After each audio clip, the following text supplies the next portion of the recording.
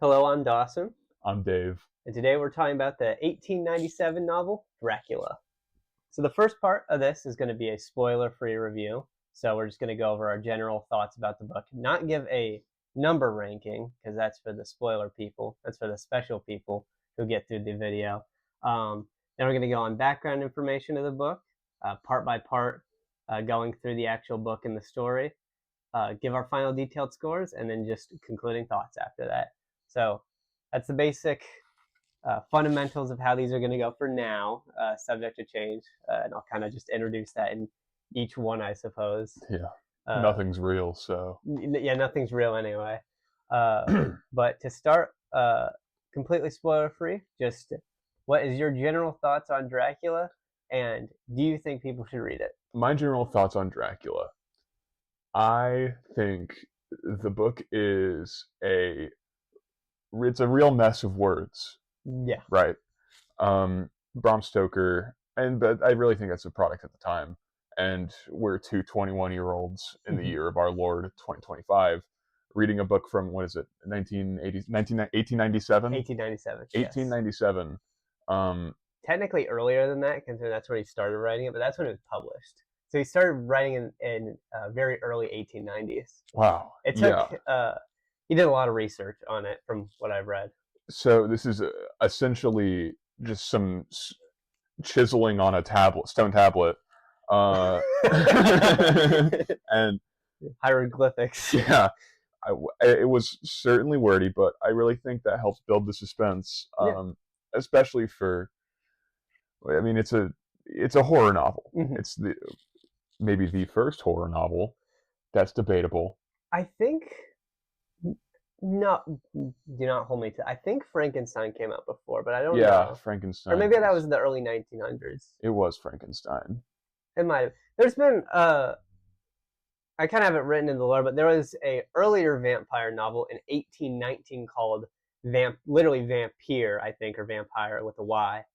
Um, that is kind of the early um, vampire fiction novel. But Dracula is one of the early examples of like a true horror novel of like it established a lot of the common tropes, common ways to write horror. I would say, like, and a lot of stories before it were kind of more like almost fairy tale esque, folklore esque, where it's like the concepts are kind of scary, but they weren't really about building suspense. Well, this is kind of fundamental for building suspense, kind of like what you're saying with the like wordiness of it, because it really focused on a lot of set dressing Mm, and kind of God, giving a set spooky dressing. atmosphere. But I think it's it's highly pointed to as like a very early example of like a gothic novel. Mm, that's the words. Yeah, Yeah, gothic. Yeah. it's very gothic. That all being said, Mm-hmm. I think I think that every man should read Dracula. Yeah. I it's but it's the same thing with, like, all the classic books that you read in high school or Mm-hmm. whatever. It's you're not gonna. I don't expect you to really like it, but I think everyone can get something Yeah. from Dracula. Uh, because it's a classic. Yeah. I mean there's a reason Dracula is a household name. There's a reason when someone says vampire you think Dracula. Yeah, And it's not I mean there's tons of movie adaptations, but I mean Blade. yeah, when He I think vampires, I think Blade. um, but I mean, it's like Dracula is the vampire. is. You don't have Edward Cullen from Twilight without Dracula. I could see a world. I can see. um, yeah, continue.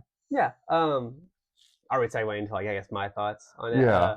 I would say yeah. Especially if you like horror and want to explore like early horror. Um, Great introduction to it. Like you were saying with like some of the classics you're in high school, um, especially the longer ones, you're not gonna like every bit of it. There are parts that drag, He is very wordy. I think some scenes it's executed very well. Just like we're gonna bring it up later, but the 3 pages dedicated to the I was storm. just thinking about the this, yeah, there's storm. like 3 pages dedicated to establishing the storm, like a storm, and describing a storm. I think while reading it, it's like, okay, can we get on with this? But after you continue from that point, it really pays off because you have such a vivid image in your mind of what's going on, what you're looking at. However, there are some plot lines that drag a little bit and are a little bit boring. If you're watching this and haven't read it, you're not going to know what I'm talking about, but you will. The boxes subplot, Good it lord. got brutal near the end. Yeah. At Oh, first, I was like, okay, whatever. We're not going to spend too much time on this, but good lord. it's you know everyone's familiar with the phrase "show don't tell" Yeah. in storytelling, but they Emma. I never thought about this, but that must have been a recent development. There's a lot of telling, especially with the boxes, because it's not a lot of showing. um, but also before we get into the spoilers, I think it is important to say that Bram Stoker really saved the legacy of Vlad the Impaler. Yes. Dracula really the only inspiration for from the real life person into the monster. It's the name and the location, right? Yeah, and then there's like some like tongue-in-cheek nods to like um you remember early in the beginning, it's not a spoiler. He mentions how he fought in these wars, like Dracula the vampire, which kind of coincides with some of the wars that Vlad the Impaler fought. Mm-hmm. And then just because most of the story was conceptualized before he read about Vlad the Impaler. Originally, it was his name was going to be Count Wampir, or I think it's meant to be Vampire, but with a W, like spelled with W. He's Irish, so who knows? He is Irish. Yeah, Bram Stoker is Irish, but he later changed it to Count Dracula based on the name of Vlad the Impaler because I don't know if it was a nickname. I can't remember if it was a nickname or uh, it was just a play on his name. But his name was not Dracula, but he got the name Dracula. Well, Dracula is it's devil. Devil, yes. Okay, yeah. So I think it was more of a nickname or something like that that he got. But I can't remember, but Dracula basically means devil in whatever language they speak in Transylvania. yeah. We only know about books. We don't know about everything else. I know what locations that are popular speak what languages. Spoiler alert: Japan, they speak Japanese. But yeah, so he kind of was inspired by Vlad the Impaler later on in the writing process, as opposed to it being the core inspiration, which is kind of cool because you see all this like vampire stuff happening, like the blood drinking and stuff like that, and some of the more brutal ways uh, Dracula goes about things in the book. And none of that stuff was inspired by Vlad the Impaler until after. So like it was kind of a coincidence that there's that whole rumor of Vlad the Impaler drinking blood, and then Dracula the vampire drinks blood. It's purely coincidence in writing. So that's pretty cool. But Let us ending, proceed, shall we? yeah, ending thoughts. I would say I recommend it, but be warned, it is a classic, so it does have parts that drag. My rule of thumb is that the best classics are usually the shorter ones because they get across what they need in the shortest amount of time. Uh, this one is a pretty long one. Uh, you have like a thicker copy than mine because mine kind of Yeah. spreads the text out a bit, but it's like 400 or 500 pages on. Mine's 399 on the nose. Yeah, I think. Let me see what mine was. Mine has a bunch of extra stuff as well. Okay, yeah, never mind. Like 300 pages.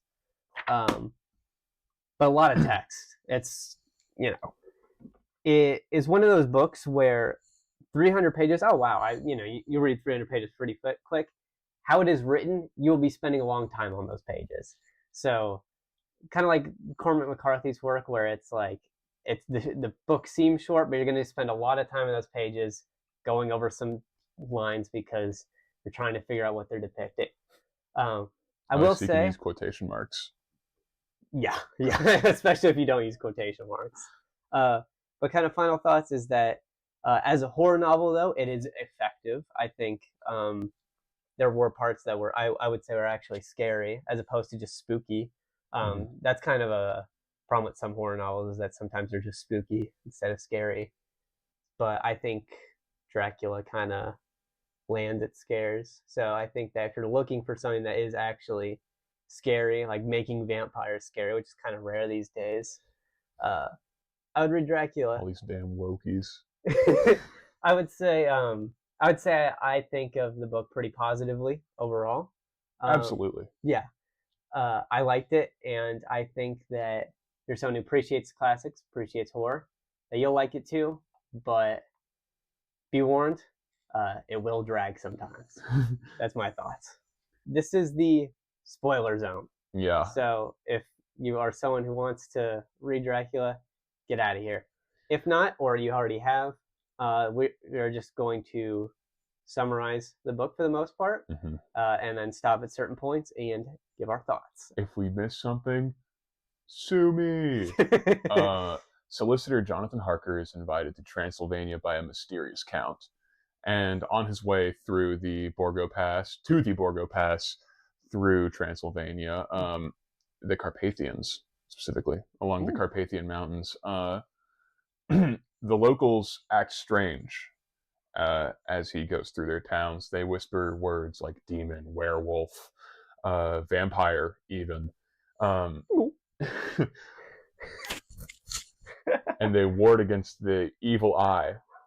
For the life of me, I don't know what the sign to ward against the evil eye is, but I think it was a crucifix.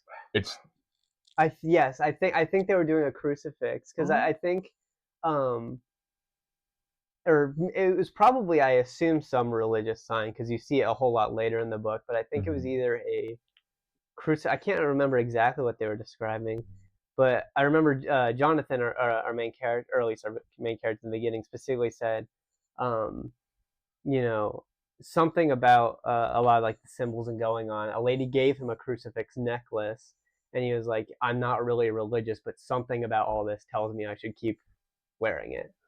well, he is religious. He's not Catholic.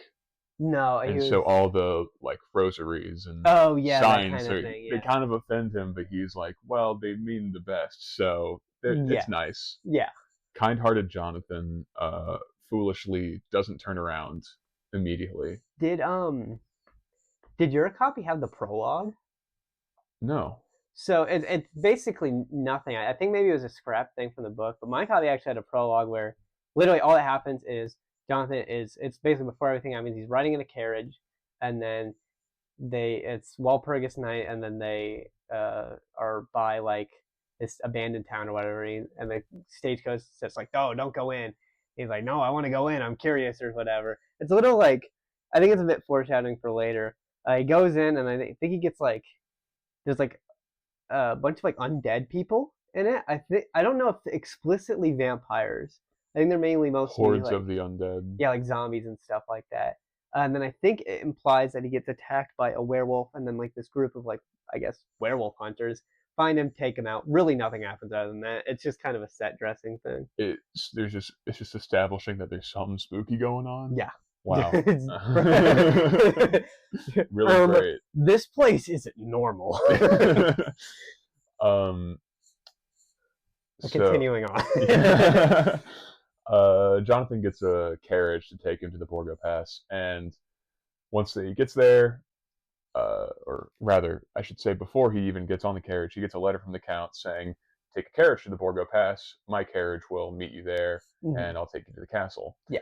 He goes to the Borgo Pass, and whenever the locals get there, they're like, "Huh, weird, no one's here." Suddenly, 4 coal-black horses shoot up right next to the carriage, and the coachman, he's tall, he has burning eyes, Yeah. he's wearing a big old top hat, and I always imagine him doing like one of these Yeah. with his big collar to hide his Yeah.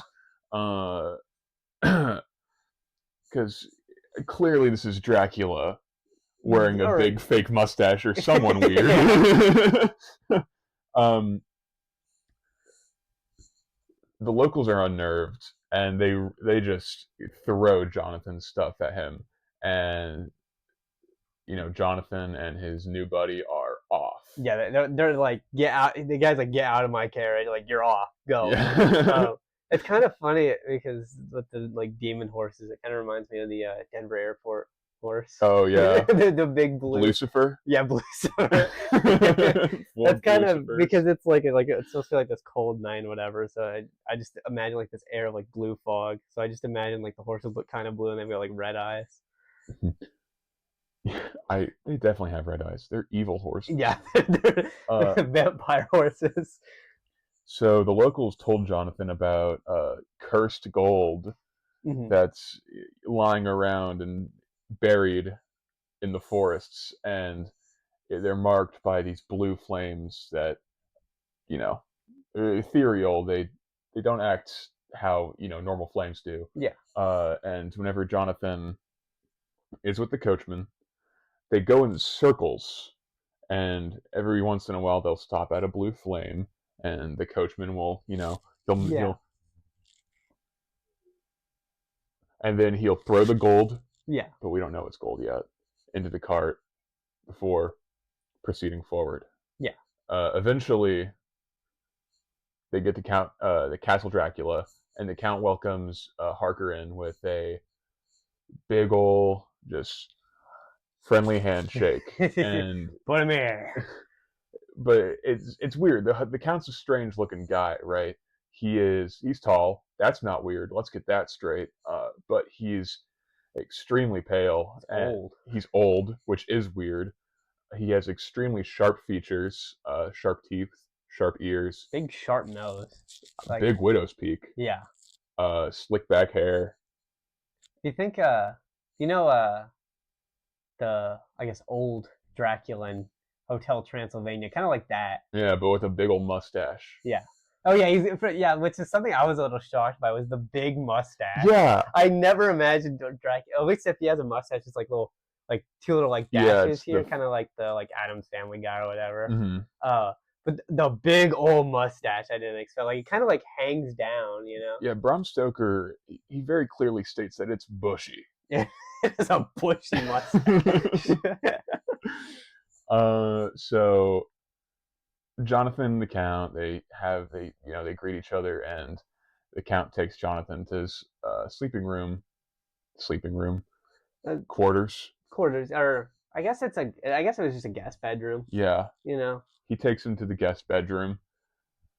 And the next day, Jonathan wakes up to a note saying the Count's out, and Jonathan can go and explore any unlocked door that he wants. Especially not the locked ones, though. Yeah, he can explore the unlocked ones, we'll especially learn not the locked why ones. that's bad. We'll learn why that's bad. I think what's really cool about this segment, though, is that Dracula mentions, oh, the servants will do this. They'll clean up. They'll do whatever. And Jonathan's like, okay, whatever. And so as he's kind of going on through this segment, so this whole book is written in a perspective of, it's first person, but it's like diary entries, journal notes, that kind of thing.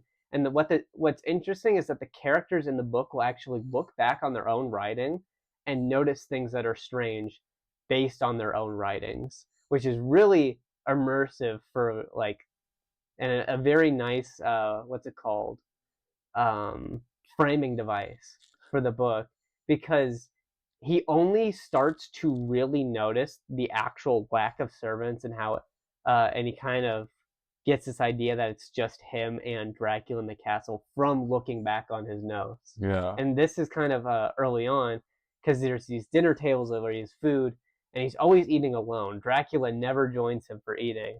I think that's one of the first instances we get pretty soon.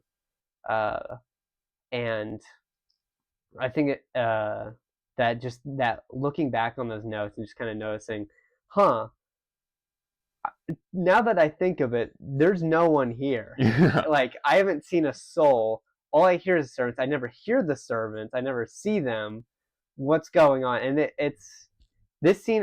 This segment is really good because it is just the subtle building of doubt and Hmm. just the subtle building of something is wrong here. It's honestly, I would argue, one of the best segments from the book. This is easily my favorite segment in the It's book, a great introduction. and we'll get more into that in a second.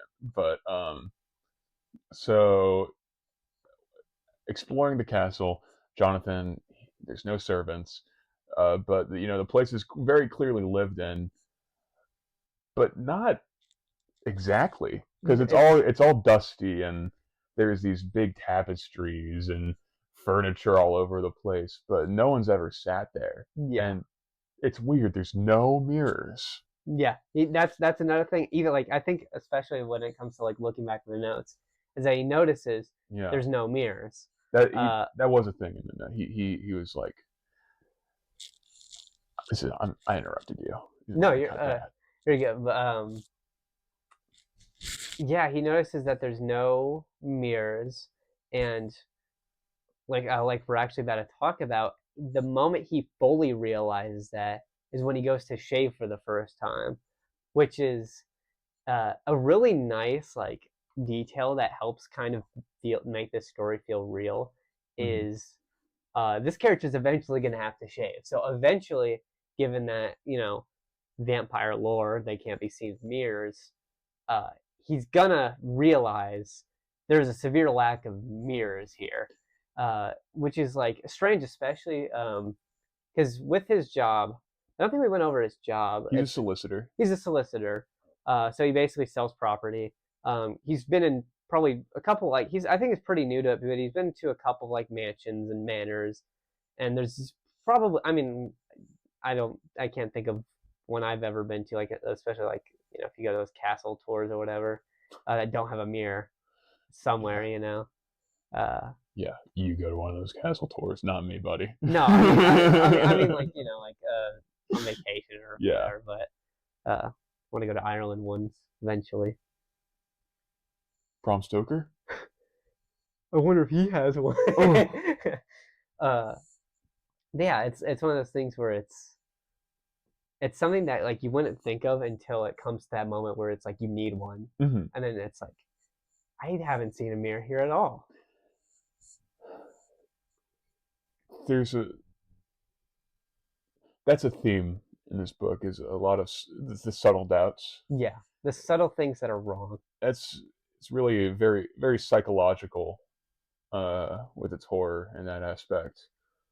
But whenever Dracula gets back, he and Jonathan have a conversation about the property that Dracula's buying.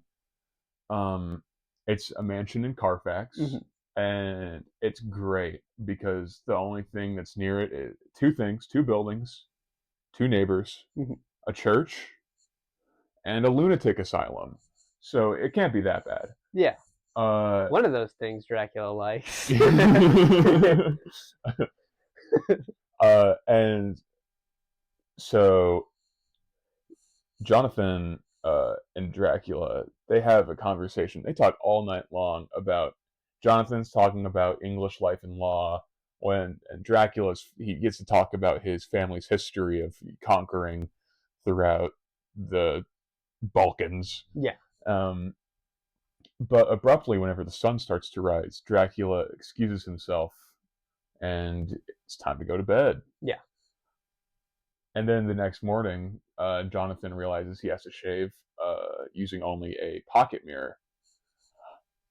And Dracula sneaks up on him while he's shaving, and bad timing on Jonathan's part. He nicks himself a little bit, and D-Man does not like that.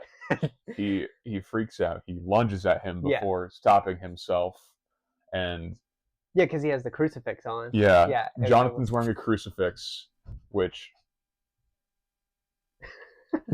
it's Dracula breaking in. yeah, we didn't invite him in though, so he can't open the door. Yeah, it's all good.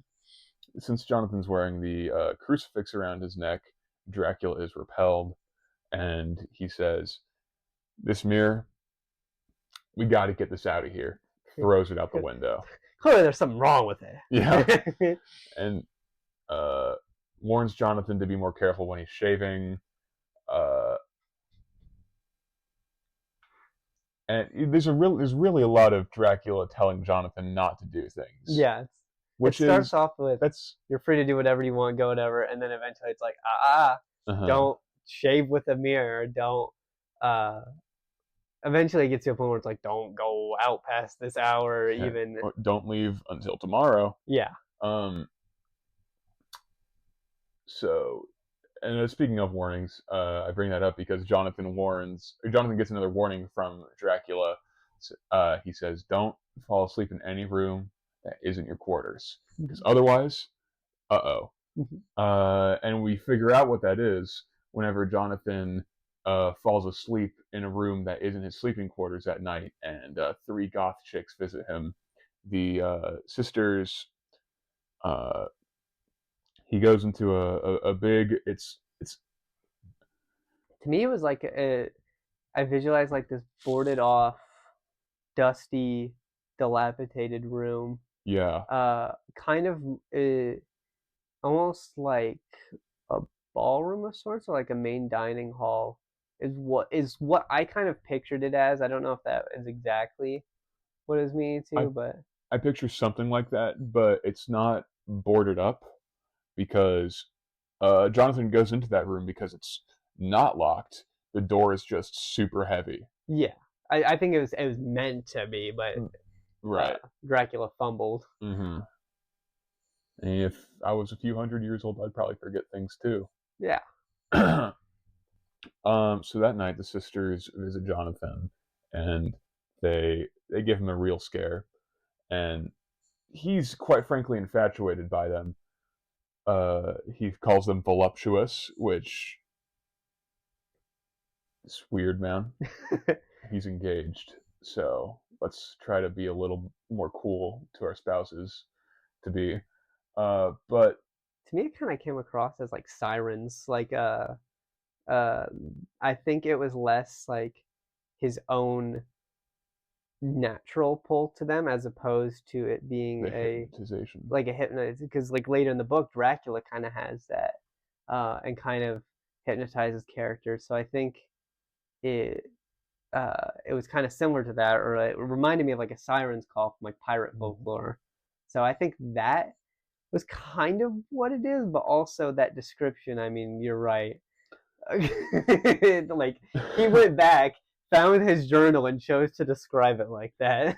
I actually have my own thing about this, and that is what a lot of the vampires represent is uh I don't want to say carnal instincts, but primal instincts.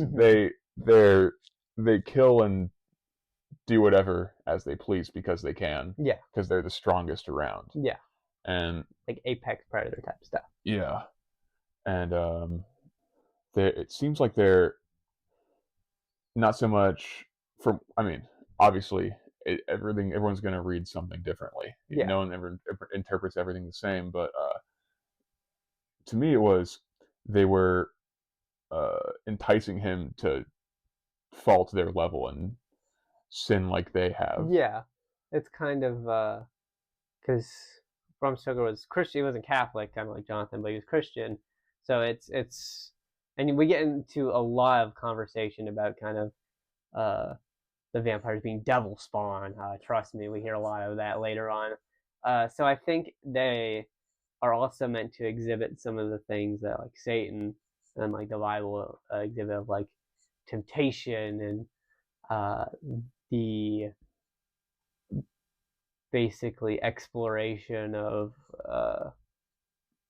wanting people to be like them. Because a lot of vampires, as shown in this book, is less about killing and more of over time subtly converting and transforming these people while feeding off of them. Mm-hmm. So I guess I can absolutely see the kind of like correlation between that and like typical demons. Because I mean, you think of like real life, if you believe that kind of thing, which I do. um, demons' goal are not to just like kill you or anything like that. It's to have you basically be like them or um, sin like they do, and basically just to the point where when you die, you're going to hell with them. So that is kind of in a way in which vampires, at least in the original lore, are similar to demons, and it's kind of shown in this book. Mm-hmm. So the next day, well, Jonathan gets saved at night mysteriously by the Count, Yeah, who throws the sisters a bag of children. One child, actually. yeah, Yeah. which was crazy. I was flabbergasted. Right, I read that. Just a dead kid. But the next day, Jonathan wakes up and the Count's like, "Hey, you should stay a little longer. Wouldn't that be nice?" And Jonathan's like, "Am I supposed to say no to that?" And then a few weeks later, the Count's like, "Hey, why don't you write some more letters, Yeah, but date them for, God, I should have written down the dates." He has them write 3 letters, one for May, one for June 19th, and one for June 24th. yeah, And Jonathan's like, very well, malicious dates. Yeah, yeah, they're very intentional dates. And the Count has him write down very specific plans on where he is and where he's going and when he'll be there. And Jonathan is like, well, yeah, that's it. I've definitely signed my own death warrant. And whenever these letters are being sent out, Jonathan tries to send a fourth because some people are delivering huge wooden boxes to yeah, Dracula's castle, 50 of them to be specific. which will be unfortunately important later on. Yeah, Jonathan tries to, throw a letter out to them, but Dracula, he writes it in shorthand. Our boy's smart. He Yeah. thinks ahead. But when Dracula catches it, and he's like, whoever wrote this is an affront to my hospitality. And he lifts it up, says, hey, don't ever try to do anything like that. Um, and at the same time, this is kind of just thrown in there, but it's implied that the lady that is the mother of the child that Dracula kidnapped a couple nights ago, she gets devoured by wolves in front of the castle. Yeah, because yeah. She goes looking for her child because she kind of, I guess, knows where it ended up. And there's like these like strange people out there who are, I guess they're kind of in on the whole Dracula thing is the implication. Yeah. Um, and she just gets devoured by wolves because and we're shown more explicitly later that Dracula just can control wolves. So what he does is it's kind of funny when you break it down. He breaks into this woman's house, steals her child, leaves her there, doesn't kill her or anything, just for her to come back around, and then he sicks wolves on her to kill her instead of just killing her then and it never being a problem. So messed up. And it's especially because it's implied that Dracula's castle is like hard to find. Like it's not an easy task. So she like must have trudged, and it's cold. So like the cold winter night to come here and then just get eaten by wolves because Dracula's like, insult to injury, really. But by this point, he's getting pretty freaked out, Yeah, and so he's like, "I've got to escape somehow." He figures the first step in the process of escaping is scaling the castle and breaking into the Count's chambers. yes. And once he gets there, he finds nothing but a pile of gold and another corridor. He goes down that corridor, and what does he find? But 50 boxes full of dirt. Yeah. And it's like, whoa, what am I going to do with all this dirt? He's looking at his bounty of dirt, and he opens up one of them. Oh my goodness, who's there but Count Dracula? And so Jonathan, he's like, Well, he does this earlier. This happens twice. I forgot to put it the first time. Uh-huh. But the first time he sees the Count in a dirt box, he just sprints back. Yeah, he's like he just scrams, jumps up, Hmm. skedaddles his little legs out of there, and then goes back. Like it's kind of funny though when you think about it because he had to go out of the window again, scale the wall again, and then go back to his room and like just pretend like nothing happened. Pretend to be He wrote in asleep. his journal because this is all journal entries, and then he goes back, um, which I want to say like Count Dracula's chambers of just an empty room with a pile of gold in the corner is hilarious. Yeah. It reminds me of all those like images of like single dudes moving to the apartment for the first time, and it's literally just a TV, a console, and like a beanbag chair on the Yeah. ground, and that's it. It Um, also reminds me of my own room. So, uh, and then he goes back. So now that's the point where we're at now. He goes back after that because the first time was just kind of it was mainly meant to be a horror scene. He just goes yeah, leaves. just really startling us. But he goes back, and then I think does he attempt to kill Dracula? Well, he attempts to kill a Dracula after finding a certain Mr. Dracula sleeping, all gorged on blood, Yeah. and he's looking younger. Yes, he starts to look younger. Uh, he tries to kill the Dracula, but all he does is hit him in the head with a shovel. That doesn't work. The shovel bounces off and leaves a little scar. That's Aura. It is aura. And so Jonathan resolves to steal some gold and just run away. That's his best chance of survival. Get your bag up. Yeah. If it don't make $1, then it don't make sense. And really, that's the end of the first part of the book. I think yes. I think in that scene as well. Um, yes, Dracula actually attempts to lock him in that room. Yeah. So from how I recall, he has a date set, or he's very insistent on leaving now. At this point, he's done. He's like, all right, we've basically written all we could. Instead of the date in which he's planned to leave, which, mind you, is effectively his death date at that point, and he knows it. Dracula knows it. He's like, I'm actually going to leave now. I'll brave the cold. I'll brave the winter. I'll walk. I don't need a carriage or anything like that. I'll just leave. And Dracula's like, are you sure you want to leave? There's like wolves out there. Do you hear? And like literally, Jonathan gets to a door, opens up, and there's wolves at the door, ready to maul him to death, like the poor like mother yeah. before. And then he closes the door. He's like, I think I'll stay because I mean, what are you gonna do? You just leave and then you get mauled by wolves, or you stay and then you're just mauled by Dracula the next day. And then I think that leads to he gets like sealed in this room, and I think the implication is that those women are coming back to get him again, and then that's where like his last note ends of like I'm just gonna steal this gold, I'm gonna put it back, and I'm just gonna make a break for it the best I can, and just pray that I survive. And then at that point, we're made to just think that he probably died.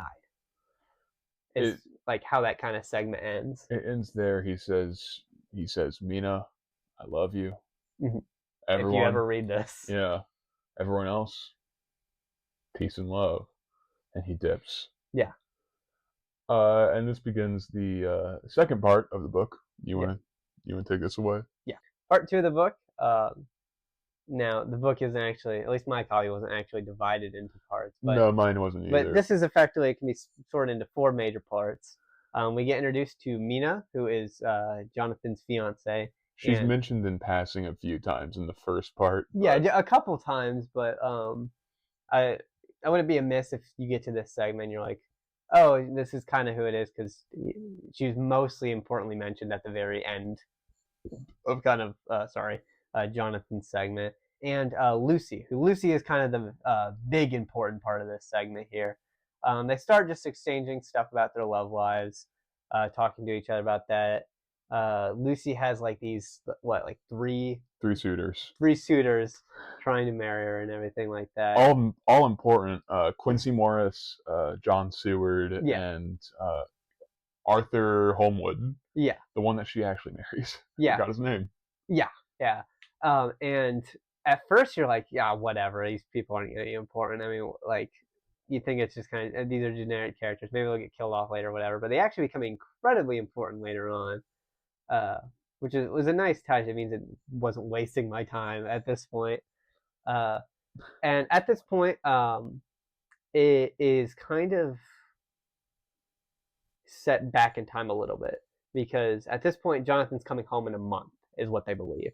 So think this is probably around the very beginning or the middle of his stay at Count Dracula. This is about mid stay at Castle Dracula. Yeah, yeah. So that's kind of where this point's at. So we kind of go back in time. Um, Dr. Stewart, who's one of the suitors, is basically a The doctor at the insane asylum mentioned before. I just want to say that is just that's added because the way the book is written, because it's all journal entries. Mm-hmm. There's a bunch of weird stuff that's added haphazardly. Yeah. And after Mina and Lucy exchange a few letters, it cuts right to a phonograph from Dr. Seward. Yeah. It's out of nowhere. And I think it's kind of because eventually we get this big like cast get together of all these different journals, and they kind of compile them together and like organize them together as they're kind of like going through this. And that's kind of what the book is the finished product of them combining all their notes basically.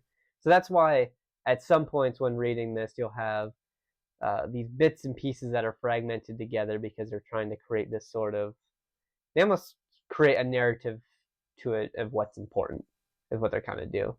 But yeah, Dr. Stewart is interjects by I guess kind of introducing himself to the audience in a weird way. He has this insane patient, Renfield or Reinfield, Renfield, who's clearly suffering from some kind of like psychosis, where he eats bugs. Yeah, he eats bugs initially, and then it kind of he gets something to eat the bug, and then something to eat that ate the bug. I can't remember the exact order of animals. He goes from fly to spider to sparrow to cat. And he theorizes dog, but we don't. We kind of stop. He never gets a cat. So yeah, but I think he eats the bird. He eats the bird. Yeah, he eats the bird at some point. Mind you, he just does that. That's not like a. It's not like a. Oh, this guy. It's like this guy's like part vampire or anything like that. He's just experiencing psychosis. Yeah, he wants to. He's doing this because he wants to live forever. Yeah. So it's kind of it mirrors a vampire without him actually being a vampire. Mm-hmm. Anyway, but Mina kind of just continues explaining her visit to Whitley. You know how these characters meet each other, their relationship to each other. We meet Mr. Swales, the old man. He's around for a chapter. Yeah, he's around for a little bit. He gets his own little experiences. But Mina at this point hasn't heard from anything from Jonathan in about a month. So this is where suspicions start to kind of arise in her own head. Honestly, it does. Like she gets pretty distracted with the whole like. Aside from Jonathan, like he kind of gets a little bit shafted a little bit for a while, given everything else that kind of starts to go on. But we just get more information about Ryan at the same time. It kind of is just a weird little like back and forth here. Yeah, this is whenever we learn about Renfield's condition of wanting to eat bugs that eat spiders that eat flies, so he can absorb their life. It's all about eating the life force. And compiling as much life force into a single being as possible. Yeah. It's kind of like the dudes who eat raw meat. But pretty much that beginning segment is just your typical Act 2 protagonist switch segment where it's like you had so much steam at the beginning and then it kind of knows like this in terms of just like what's going on, it kind of just nosedives because you're getting introduced to these new characters. We're like there's 100 pages in at this point. I think the Jonathan segment was pretty long.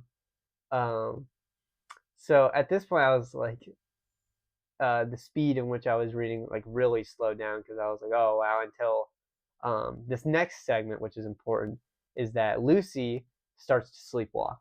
Um, she starts kind of so her and Mina, I think, live in a room together. Yeah, they're visiting Whitby together, and they're staying in the they're staying or she's Mina's visiting Lucy at her house, Yeah, and she's just sleeping in Lucy's room. yeah. So I believe, yeah, first night I think she just like kind of gets out and just chills or whatever, and no one really thinks anything of it. Next night I think Mina like locks the door or something, doesn't get out, whatever. This just kind of keeps happening over and over again, and it's meant to just sit at the back of your mind at this point. That it just keeps happening, but we keep just experiencing stuff in the day from this point on. Mr. Swallows, the old guy, tells Mina that his death is near. It's very ominous. Yeah, very ominous. And at this time, they spot this big, massive, like Russian, like trade ship hit the port, basically, or like kind of. Doesn't it get beached? I think because it doesn't like. Yeah, Yeah, it because doesn't. it's just kind of floating, and then it hits the beach and it stops. Yeah, it luckily doesn't like crash into the port and like destroy everything, but it just like beaches. Um, and from this point on, uh, so we get like all the people get to the ship, and then they check who's on it, and what is left is ship's very dilapidated, and the corpse of the captain is on the steering, like on the what is it called? I just The call it the wheel. That's what they call it, the helm. the helm. Yes, his hands are tied to the thing, like he tied his own hands to it, and he's dead. So everyone's like, well, what happened? And then a wolf is on the boat, like a dog, and just runs off. As soon as it breaks ground, this wolf jumps off He the boat. books it. Yeah, he just books it. And everyone's like, huh, that's weird. Yeah. But the most important thing is the dead captain on there. And then they find They find the captain's log, and they find the cargo. the cargo, which is Boxes of dirt! Keep in mind the dirt for later, because the story will not let you forget the dirt. Trust me. And then the next segment of the book goes into the captain's log. This is where the 3 pages of Storm comes in. This is also where, you know that movie that came out in like 2023, The Last Voyage of the Demeter? Yes. This is how I found out that was a Dracula movie. Yeah. Which, I mean, this is a cool segment to make a movie about. It was pretty, yeah. It was 1 page though. It was like, not 1 page. It was like 2 pages. Yeah, I think it was like 3 or 4. It wasn't too extensive, Oh my but god, it was like 2 pages. It has, I think there's a lot baked in that you could extend into a full story. But pretty much how the last voyage of the Demeter goes is the shipment is just being shipped through this boat filled with the crew and everything like that. And then they come upon like storms. The men report strange sightings on the boat, strange noises. They say, I could have swore I saw like a guy walk across here, or like a bat, I think one said. And then people start disappearing. People start disappearing one by one. The captain thinks they're probably just, that maybe they're going crazy from all this stuff and hopping off, which some are. Some do hop off out of fear, until slowly and like systematically everyone is just dying one by one, just never being seen again, until eventually the undeniable is in front of the captain, and like it is, Dracula. Yeah. As he sees like his last like crewmate, like I think he's one of the ones who jumps ship. Well, no, the first mate, what he does is he runs downstairs to hold off Dracula. Yeah. While the captain secures himself with his crucifix to the steering wheel. Oh yeah, yeah. Okay, now I remember. Yeah. So he puts the crucifix on and straps himself to the steering wheel, and then that is what leads to it crashing. So basically, where we're at now is that we are definitely after the point of Jonathan now, because after the whole sleepwalking thing, we are at a point in which um, Jonathan is either dead or escaped. And now Dracula has made his big trip to England with his beloved dirt, and that wolf that booked it off the boat was Dracula. I think that's pretty obvious. Um, It, people start dying as well. yeah, It's kind of it kind of there's a lot of that just sprinkled in here. It's just there's there's reportings of Dracula maybe being somewhere new, and then people start dying. yeah, and people sometimes say it's like it is like he dons the like look at the wolf while he Mm-hmm. does it, which I think I would like to think is a reference to the Beast of Jeverdon on that whole thing. Yeah. Um, it just like the story kind of mimics it a little bit, uh, and considering how much research Brahmy Boy did for this story, I would like to say that that's true. It's Yeah. true, um. Anyway, Lucy keeps sleepwalking at this point. That doesn't really stop. And then Mr. Swallows is discovered dead from a broken neck, with a look of like shock and fear on his face. Yeah. Um, So probably not natural. Probably not natural now. But who knows? Maybe he just got so scared that he Broke his own neck. Yeah, that's what old people do. I would do that. I got scared enough. Let's see. Next, one night, Lucy finds herself sleepwalking again, but this time it's out of the house, down the. I think it's an upstairs. I don't know. Mm-hmm. Through the front door, out into this bench, which I It's in a recall. church courtyard. Yeah, and there's like, it can be seen from this like cliff almost. Yeah. Yeah. And so she sits on this bench, and so Mina goes out. She is like kind of witnesses all this and sees this tall, like dark figure standing over her with gleaming red eyes and like just hunched over her basically. Mm-hmm. And then as she like, because I think she has to like go down like almost a stairwell to get to that point. She has to go up the stairs. Oh, I can't remember his upper dip. But anyway, there's a moment in which the line of sight is blocked, basically.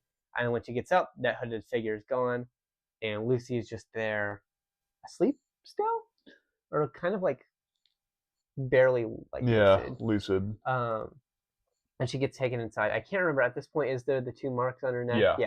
Yeah. At this point, there's 2 marks on her neck, and which actually isn't discovered till the next day. They are like, we just got to get you inside. This is freaky. Why'd you do this?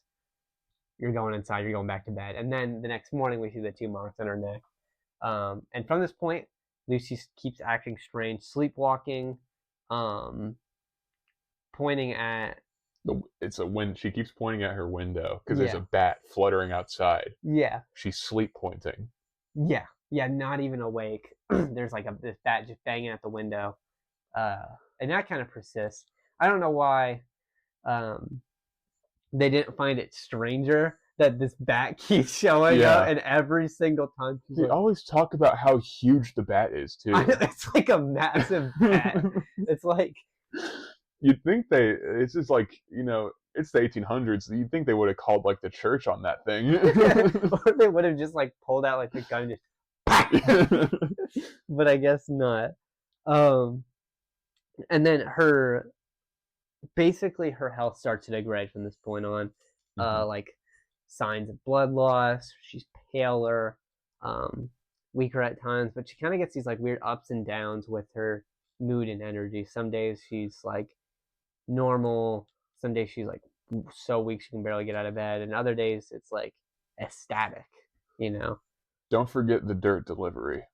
Dirt gets delivered. In the middle of all this, there's a letter from a Whitby solicitor. He's delivering some dirt to a house that was recently purchased in Carfax. If you recall. That's where Dracula's moving. Take notes. With his beloved dirt. Yeah. All of it. Or is it all of it?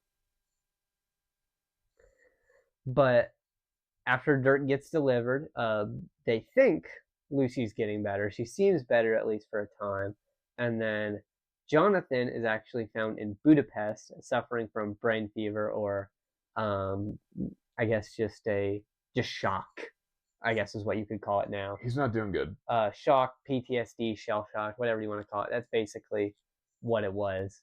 Um, we get more updates on Renfield from the doctor. Basically, he's being very violent and prideful. He gets out. He escapes.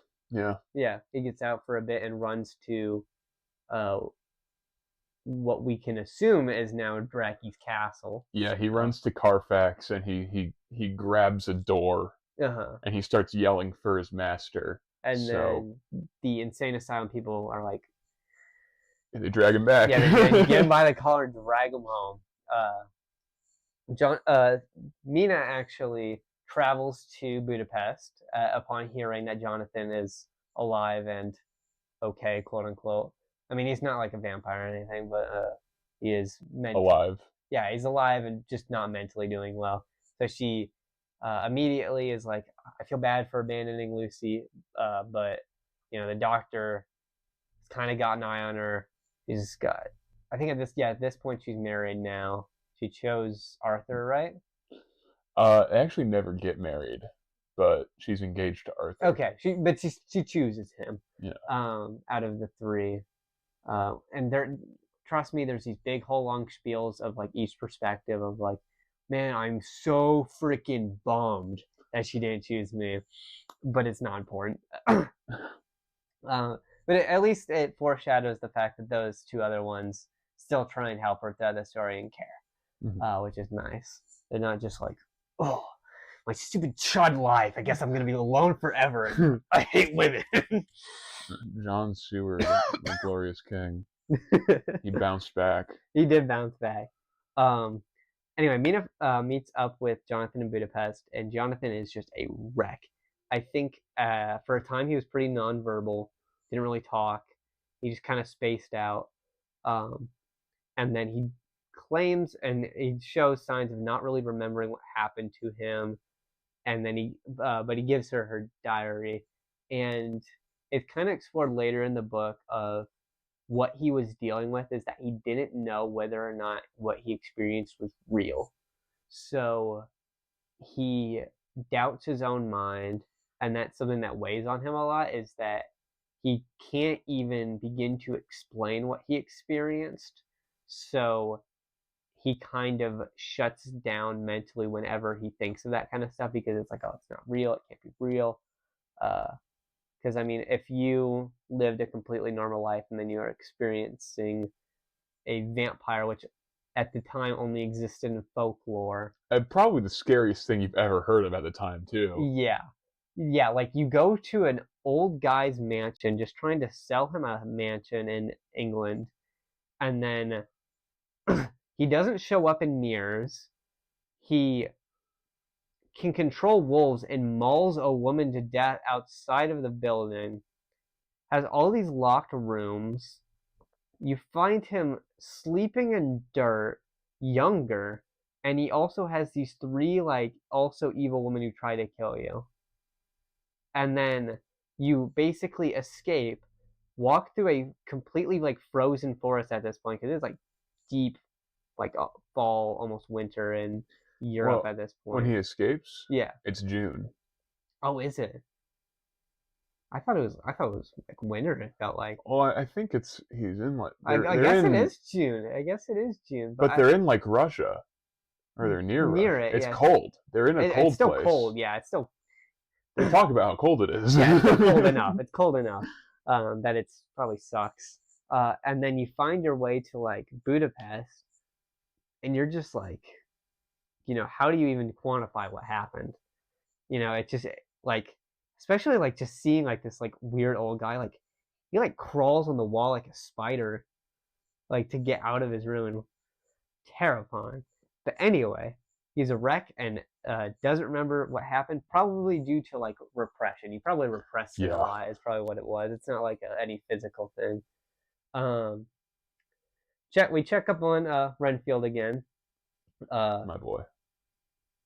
He escaped again. He escaped again. He escaped again. Which it's weird how he keeps escaping too. It's like you'd think the first time they'd like bar his door with like, titanium, but whatever. He Yeah. escapes again. He tries to go again to Carfax, and then I think he attempts to attack a doctor.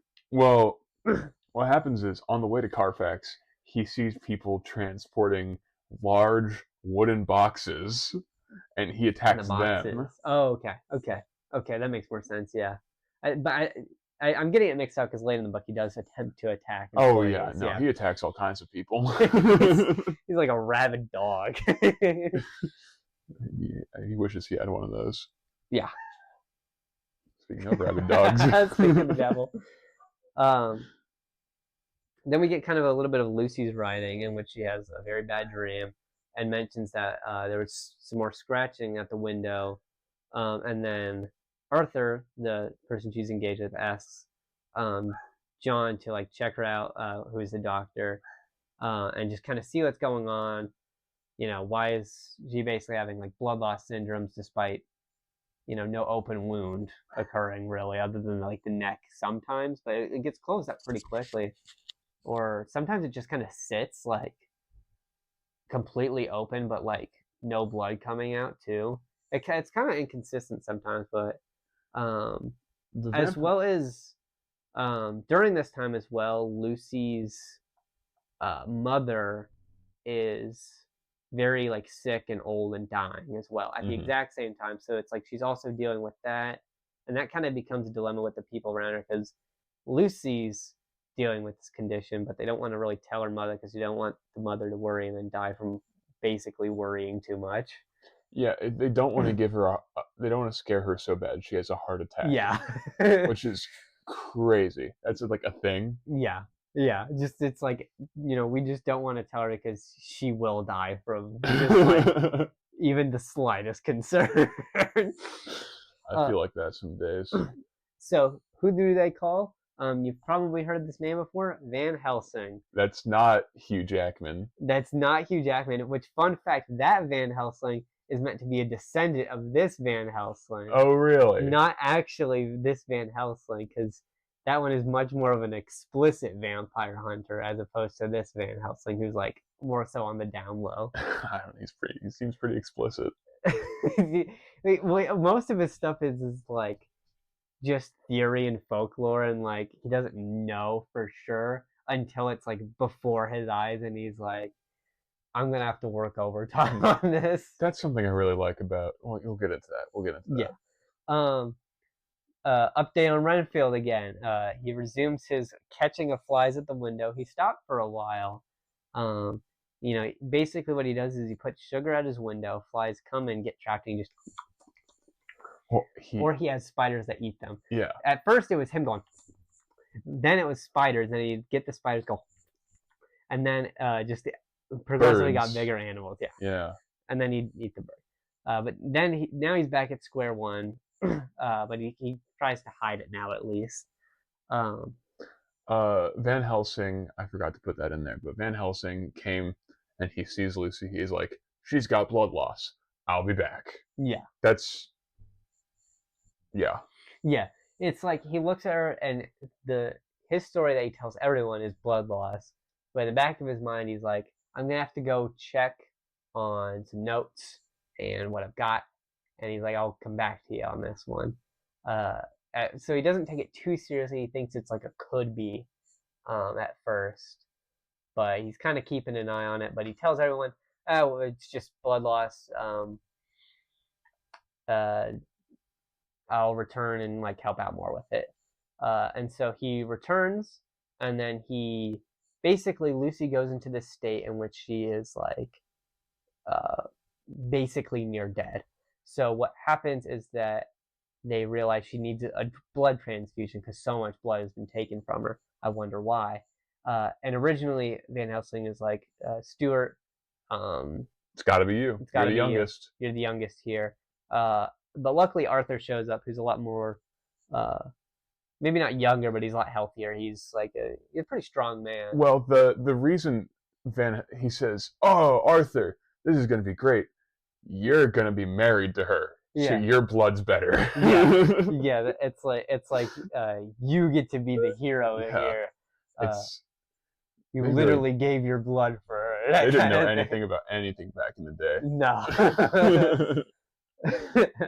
And yeah, they make a whole big deal out of it. It's like, well, if you didn't steal it first, then it would have been this whole thing where it's like, Yeah. he would have felt inferior because of it, and it would have been a whole problem as opposed to just like it would have saved her life, which they later forgo because they're like, The very next day. yeah, they're like, that was silly. She needed it as soon as possible, and he's all drowsy from already transfusing blood. Yeah. So after the next transfusion, Van Helsing's like, all right, garlic time. So he garlics the room and everything. But Lucy's mother, being the complete fool that she is, goes up to the room and is like, huh. Stinky. It's a little stuffy in here. Proceeds to de-garlic everything. And then opens up the window. Mind you, I'm pretty sure in opening of the window, the bat's right there. Yeah. Tapping on the window. And she's like, huh. Like, does not think for a moment, perhaps if I open the window, bat's gonna get in here.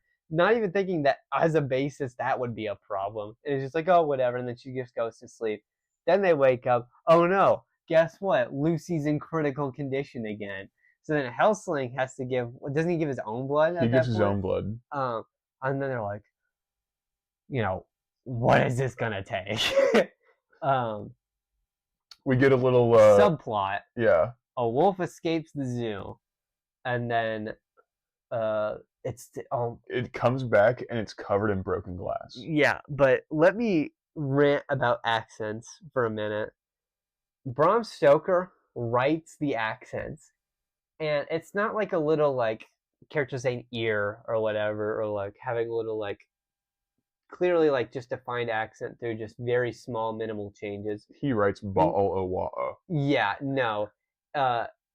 If the character is like drunk and like slurring their speech and everything is unintelligible, it is written in an unintelligible way, basically, is what I can compare it to. They have these characters that have the thick, Birmingham British accent, like the real bum British accent, and he will make sure that he gets every element of their accent on point. So if you say it out loud, it sounds like it, but reading it is a pain. It is so bad. But the funny thing about how he writes is that he locks in and has the character talk kind of normally whenever it gets the information that is absolutely necessary for you to read. Yeah. He's like, I can't be bothered to write all of that. Yeah. He's like, you know what? If I just keep at this pace, then no one's going to know what I'm talking about. So then he has the character basically just lock in and just talk in just like perfect British accent, which is hilarious. But anyway, this wolf escapes the zoo, comes back, and it's covered in like broken glass and stuff. And during this time, Renfield gets a little fit, attacks John, and which causes John to bleed. Yeah, because he attacks him with a shard of broken glass. Huh. And the wolf had broken glass on him. Nah, it's nothing. Can't be. Anyway, and then he proceeds to lick up the doctor's blood, which is like... It's normal. Yeah. That's a normal thing to do. I mean, it's normal for him, I guess. Same night the wolf escape, Lucy is frightened by, more flapping outside, which I feel like at this point she should be used to it. But the difference is the howling. There is howling. There's a wolf. And then Lucy's mom is also scared, which is like, walking on like a thin sheet of ice in a lake at this point. like you need to basically just like lock her in a room, because if like I feel like if you accidentally open a door too loudly, she's gonna die. Is like how they describe her. Yeah, she's gotta be put in a padded cell or something. So she gets in bed with Lucy, but then a wolf jumps through the glass window, and Does the window break? yeah, it does break. Uh, lo and behold, Lucy Ma has a heart attack. Yeah, opening a door would be bad. She has a heart attack and dies. And in that moment of like having a heart attack, she mistakenly, like, because she's like clinging to her daughter, tears the garlic off of her neck because for some reason she just has like this hatred of this garlic. And so, and just like that, double kill. yeah, just like so. Then four of the maids of like the establishment, I think it's what is it, Arthur's house or It was something. Lucy's mom's house. Oh, okay. She has maids. She's a I high guess. roller. Yeah, high roller. Um, Queen shit. they they go into the dining room and have a glass of wine. Well, that's Which, after that. They check on Lucy, yeah, and the wolf already left. yeah. They check upstairs. They get frightened because there's two dead women now, and so I think they call like they call people over and stuff like that. But in the meantime, they go downstairs and open up a bottle of wine, and the wine is drugged. And they pass out. My question is I don't know how the hell it was drugged. Yeah, I hadn't thought about that. Because if the wolf came in, which is Dracula, gets his kills. Well, no, the wolf is. I think the wolf is the one he's controlling. Oh yeah, never mind. He's just controlling the wolf. Yeah, he's the bat. He's the bat anyway. Oh, maybe he went like around as the bat. Okay, maybe there's a possibility. He was holding a pill of trazodone in his little bat mitt. Yeah, I don't know. yeah, the little like bat claw. Okay, so I guess that's how he could have possibly done it. So they're all drugged and passed out, which actually if Dracula did not use like a poisonous drug that would like kill them and overdose them instantly. Yeah, it's just cool guy. It's just a sedative, which shows he's an educated king, knows what is what, and also just has access to drugs. Anyway, Stewart and Van Helsing show up, see everyone drugged. Quincy also arrives, and then they come upstairs. Lucy's mom deader than dead, but Lucy is like barely clinging on to life. Like she's gray, her gums are like pulled back. Yeah, and you kind of see a little bit of a little fang there, which Van Helsing takes note of. No one else does, because I mean, who would? I mean, I feel like we would, but we also know of vampires. But at the time, 1890. Yeah, be so fucking for real with me. 1897. You saw my teeth, sharp AF. I'm just thinking like you like file them every day. Yeah. Like like that one guy with the shark teeth, where he's like, my main goal is to blow up. Like, I don't know, no, but like, yeah, just imagine that guy and just like, dude, you just sharpen your teeth. That's awesome. That's hype moments in aura. So then Quincy gives Lucy his blood. So now we have, we've gone through. Mind you, unless Bram Stoker wasn't aware that, maybe they weren't aware at the time. There's just no regard for blood types. Yeah, it's just blood, because I mean, I guess she is turning slowly into a vampire, so I guess eventually it doesn't matter. But in terms of the blood transfusion, there's just no care for like whether or not it's compatible. Because if it was an incompatible one, it would kill her like faster. It's also like her poor body must just be going through it. Oh my! Imagine, yeah, you now have processed like three, almost four different people's like blood at this point. Like, it is. I mean, how much can the heart take? And so. Not much more. Then off in Budapest, or I guess on the way, we get caught up with Mina and Jonathan. Jonathan is like talking again and getting better. They get married, and then now they return to England, or are returning to England, basically. And Reinfeldt escapes again. He breaks out, which you would think that the asylum would like learn their lesson at this point and like figure out how he's doing it and just like prevent it, but I guess not. This is when he attacks the dirt people. Oh, okay. So I was right about. I think he attacks one of Yeah. the people just trying to like get him secured. Now he attacks dirt people boxes. Dirt. Yeah, he attacks the people carrying the dirt to Carfax. Show me the Carfax. Um, Lucy, in her sleep now, carries the will of her mother and pushes the garlic away in her sleep. Because I guess maybe my theory is her dead mother possessed her and just absolutely hates the garlic. Yeah, definitely not she's a vampire now. No. And then Stuart notices yet again a bat floating outside the window. Now at this point, she's sleeping in that room alone. It's all sad because her mother died. John Stewart is living in, or not living, or yeah, he's staying the night in the other room adjacent. Basically, like, if is there a problem, let me know. Give me a holler. I'll come help or whatever. From what I recall, she does not give a holler. He like sleeps the entire night. In the morning, the wounds on Lucy's neck are just vanished, gone. So they think, maybe She's fine. yeah, we did it. We did it. The fourth blood transfusion fixed her. Fourth time's the trick. However, uh, Van Helsing's there, and he kind of realizes what's going on, and is like, Arthur, you're gonna have to say goodbye to her. And he's like, well, what's happening? What is this? And then he's like, give a last kiss, not on the lips, on the forehead. Mm-hmm. And then he does so, and then he like kind of pulls him back quickly, like get away. And he doesn't really understand why, but he's trusting Van Helsing. And then Lucy kind of just dies there on the spot.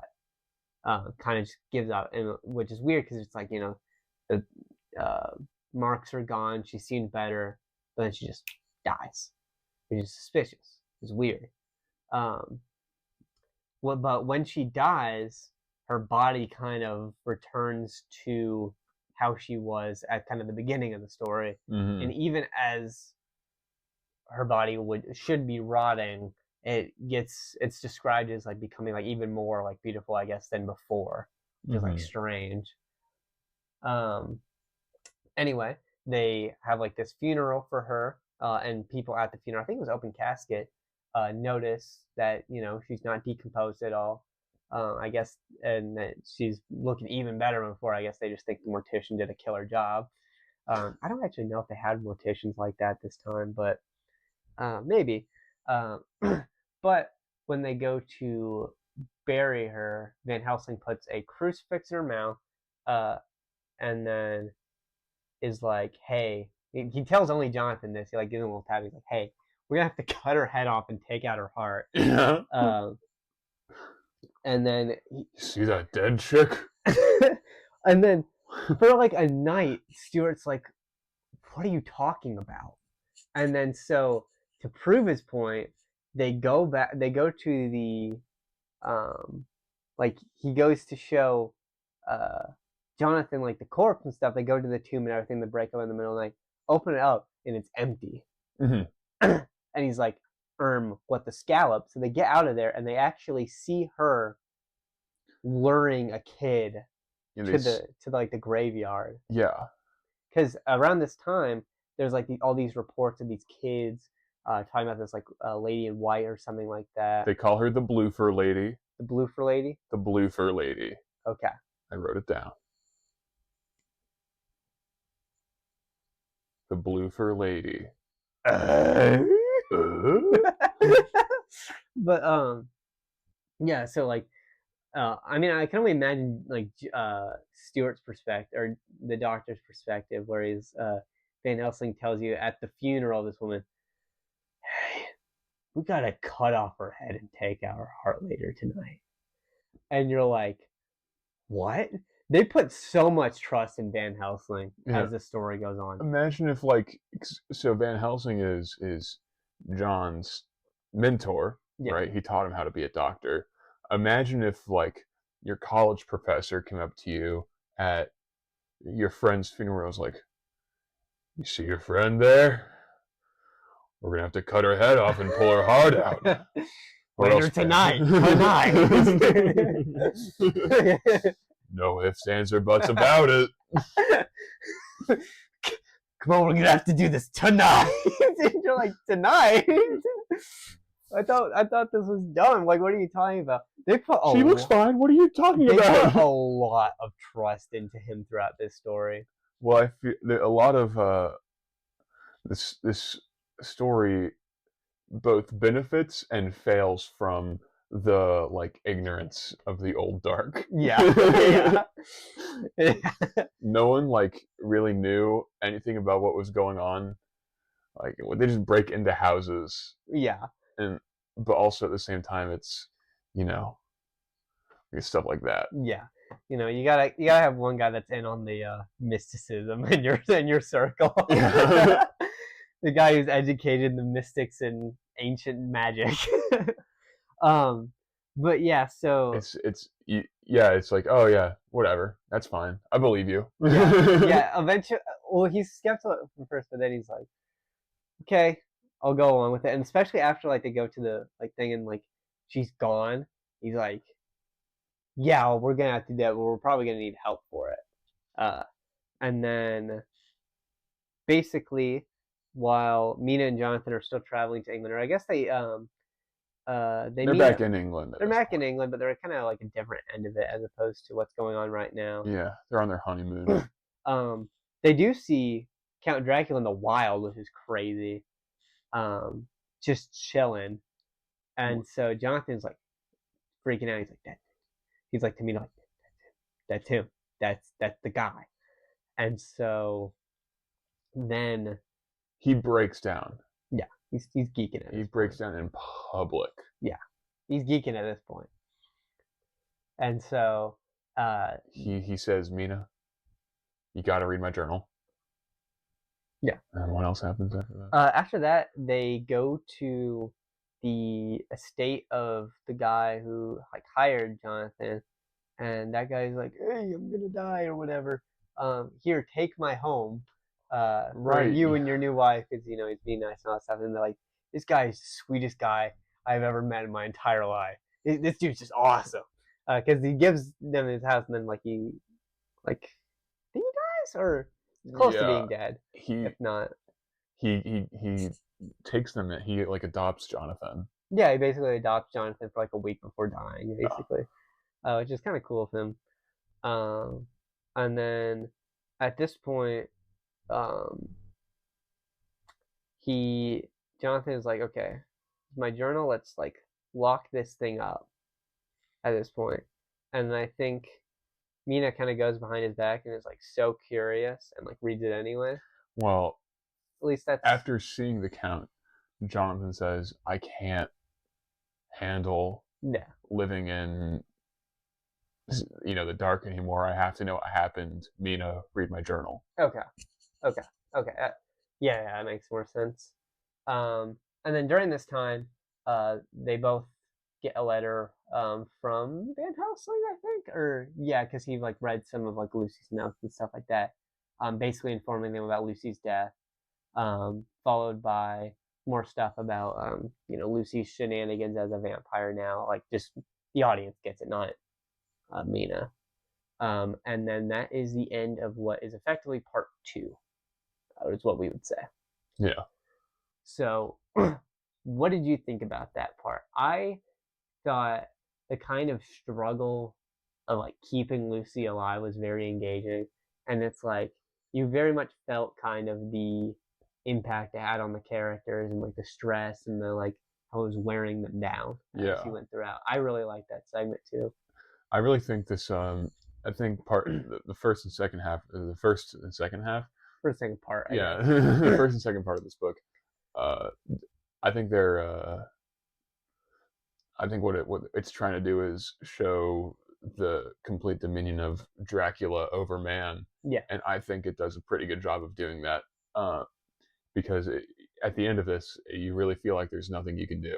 Yeah. I mean, what do you do against, the immortal, invincible Mr. Vampire Man that, like, he is slowly and surely can like transformed Lucy without anyone even seeing him, other than him as a bat just slapping on the window. But never like him as like in his form, except for like Mina that one time. Yeah, Scary. I could take him. I think it captures like the essence that horror should capture so well, and that's hopelessness of like just everything stacked against you. No one's safe. You're dealing with this thing that, for the most part, you can't even fathom. It's a very anxious horror. Yeah, it's is he gonna tap on my window? Is he gonna lure me out at night? What would I do? What could I do? You just sit here after this segment and you're kind of like, well, who's next at this point? And where are we going from here? And I think it helps. It's a nice building of dread, I would say. And I think dread is important in horror. Mm-hmm. Yeah. Yeah. You want to do part 3? Part 3, technically. So, Mina now reads Jonathan's little journal, like fully, and so is horrified by what she's read. And so, because of that, she gives the book to Van Helsing, or at least I think the transcription, because it's the original journal's in shorthand. Yeah. She transcribed it. Yeah. Which is like same thing. Yeah. Which, mind you, very good. During this entire thing, Van Helsing is doing so much glazing of Mina, like half the time. Like he's constantly saying to Jonathan, like, "What a woman! You got a good one right there." like, boy, if I were 30 years younger. Yeah, kind of like that like, creepy old guy stuff. It's like if I was 30 years younger. And so that happens like quite a lot. I think it happens like 5 times at least. I think I counted. I should have kept count, but it happens more times than makes me comfortable. Yeah. But then after that, we get back to Renfield and everything the doctor's going on. What's he doing? He's back to collecting flies and spiders. Flies and spiders, my favorite. Like he effectively like comes full circle with his whole like bug eating, collecting shenanigans, except that I don't think he gets to bird stage again. Birds is as far as he goes. Yeah, and he does. I don't think he gets back to it. No, that's unfortunate. It is. It's like having a really good run in a roguelike, and then you're never there again. Yeah, you never get to the final boss again. Final boss is like horse. It's like no, it's just full human. Well, there was an old lady that swallowed a fly. That's literally every single time I was reading about Renfield, I was like, there was an old lady that swallowed a fly, swallowed a spider to eat the fly, got the whatever to get the whatever. It is kind of like that now that I think of it. I wonder if that nursery rhyme was inspired by Renfield. Yeah. All right. Then, Van Helsing is like, John, Doctor, Stewart. The blue for lady is Lucy, and it's kind of with the implication of like, this is why I said we should go behead and kill her in her sleep despite already being dead. And Stewart is like, like he's confused, but he's like kind of still like he's going with it. He puts a lot of trust into like Van Helsing, like a lot. I mean, to be fair, it's like the 1880s, and I mean, clearly this guy knows what he's doing more than me. Van Helsing, and I think if an extremely eccentric, extremely insane old man came to me and was like, we gotta go to this graveyard and kill this chick. Honestly, I'd probably go along with it just in the case that he's right. Yeah. Because I mean, sure, like worst case scenario, you've defiled a corpse, like, which is bad, but big whoop at the end of the day. Specifically, we're talking if we're in the 1880s. Yeah. Yeah. Not in the year of our Lord 2025. Yeah. No, I would never do the 2025. But like 1880s, it's like he goes and asks you to do that. You're kind of just like, yeah, could be a vampire. It's like I'm not gonna like mess around and like be like, nah, just in case she is. Especially with all the strange shenanigans going on. So yeah, I guess it's a little bit more believable when you put it like that. And then they go to the tomb. They find it empty at this point. And so then they are kind of like getting up to leave it, like leaving their stuff again. And Specifically, what happens is actually he places communion wafers around the tomb, and then yeah, whenever they're leaving, they knock one of them over, and suddenly, yeah, yeah. Um, but yeah, they found it empty, and then they like she returns when they're leaving, in a pretty spooky scene. She's like very like ghastly. I almost imagine like a weird like white glow around her. I I feel like there's almost I also kind of get that, but it's whenever I think of a vampire and like the pallid nature of their skin Yeah, and how cold it is, yeah, it feels like it would almost it feels like it would just be cold to be around, yeah. and Like so that because they're technically undead, yeah, and like so like aura. yeah, almost like radiate like a coal, like almost like a big ice cube. Mhm. But yeah, it's like Dracula on the rocks, please. you know, Dracula on the rocks. I guess a whiskey on the Drac.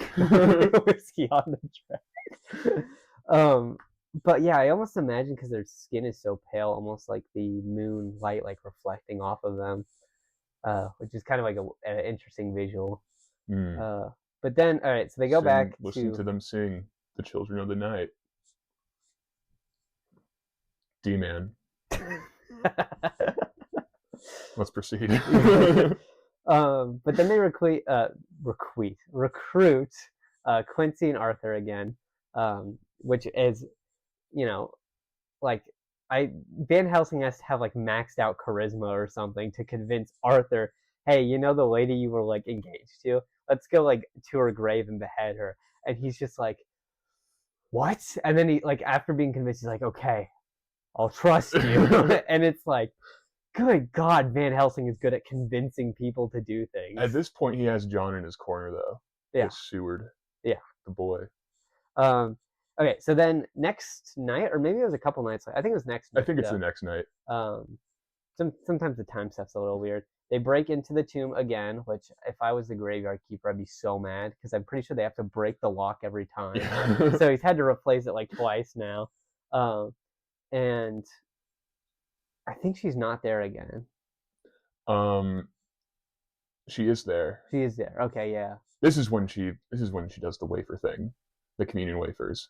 They come back. Oh, Is okay. that? Okay. I think it is. All right, so they break into the tomb again, which I would be very mad as the graveyard keeper because it's like the third time they've had to replace the lock. Um, and so Lucy is there, like I think she's just like laying there at first before she like starts to wake up, Mm-hmm. sort of, and that's where like panic sets in. They like Van Helsing does this whole thing where he like throws like kind of lines around like garlic in the in her tomb while she's laying in there. He's like, all right, we gotta at this pretty much at the same time. I don't know if like the exact rule is at the same time, but it needs to be at least in close proximity of cutting her head off and putting a stake through the heart. Mm-hmm. Um, They try to do it simultaneously a lot in this book. yeah, but I don't think it's like I don't think it's like the Demon Slayer thing where it's like it has to be done at the exact same time. Yeah. I think it's like so long as they're in a close enough window. At least that's the implication I got. But she starts to wake up and like calling to him and all that stuff, and then like they start to freak out.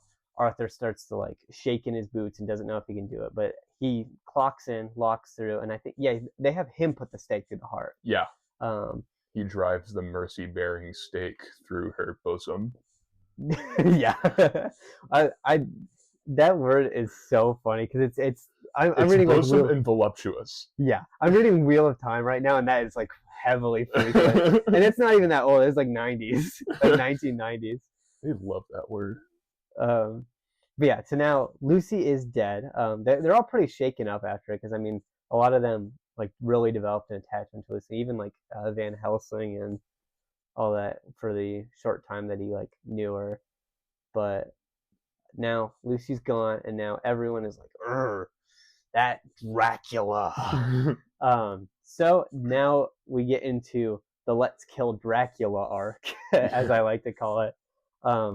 So after they do that, they recruit Mina and Jonathan uh, to go hunt Dracula Mm-hmm. because it's a big moment of like basically them telling, hey, Jonathan, all that stuff you wrote about is real, and you weren't hallucinating or tricking your mind. All that stuff happened, and we're gonna go kill that guy. Yeah, It's a big moment for Jonathan because he's like, I'm not crazy. yeah, he finds like a peace of mind, and because he's like, he tried to repress it, tried to act like it wasn't real, and just being told that it was real is just like, you know, that's nice. Yeah, At least you know he's not going crazy. I'm not going that shit insane.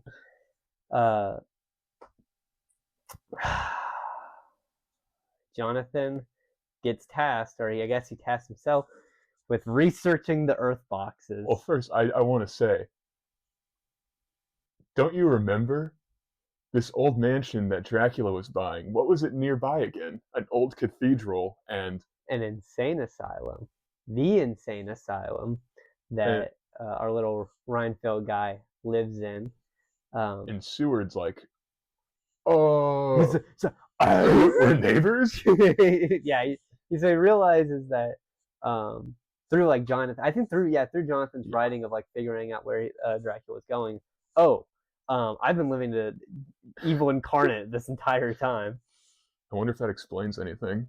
Um, but Jonathan, I guess he tasks himself. They didn't really exactly choose him for it Yeah. to find the Earth boxes, which is the most boring arc in this entire book.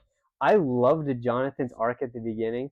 What they gave him in this like final like chunk of the book is like painful to read because it's all just where did these boxes go? I'm gonna go ask around this area. Yeah. Oh, these people have the thickest accent known to man, and Bram Stoker made sure that he wrote it that way. Oh, I can't read half this page until the very end where he locks in for the information that I actually need, which I mentioned earlier. And then it's just this, like probably 3 or 4 times over in like chunks of like 10 to 15 pages. And it's like, Jonathan, my boy, you had such a cool like beginning. And it's not like he stops being interesting. It's just what he does stops being interesting.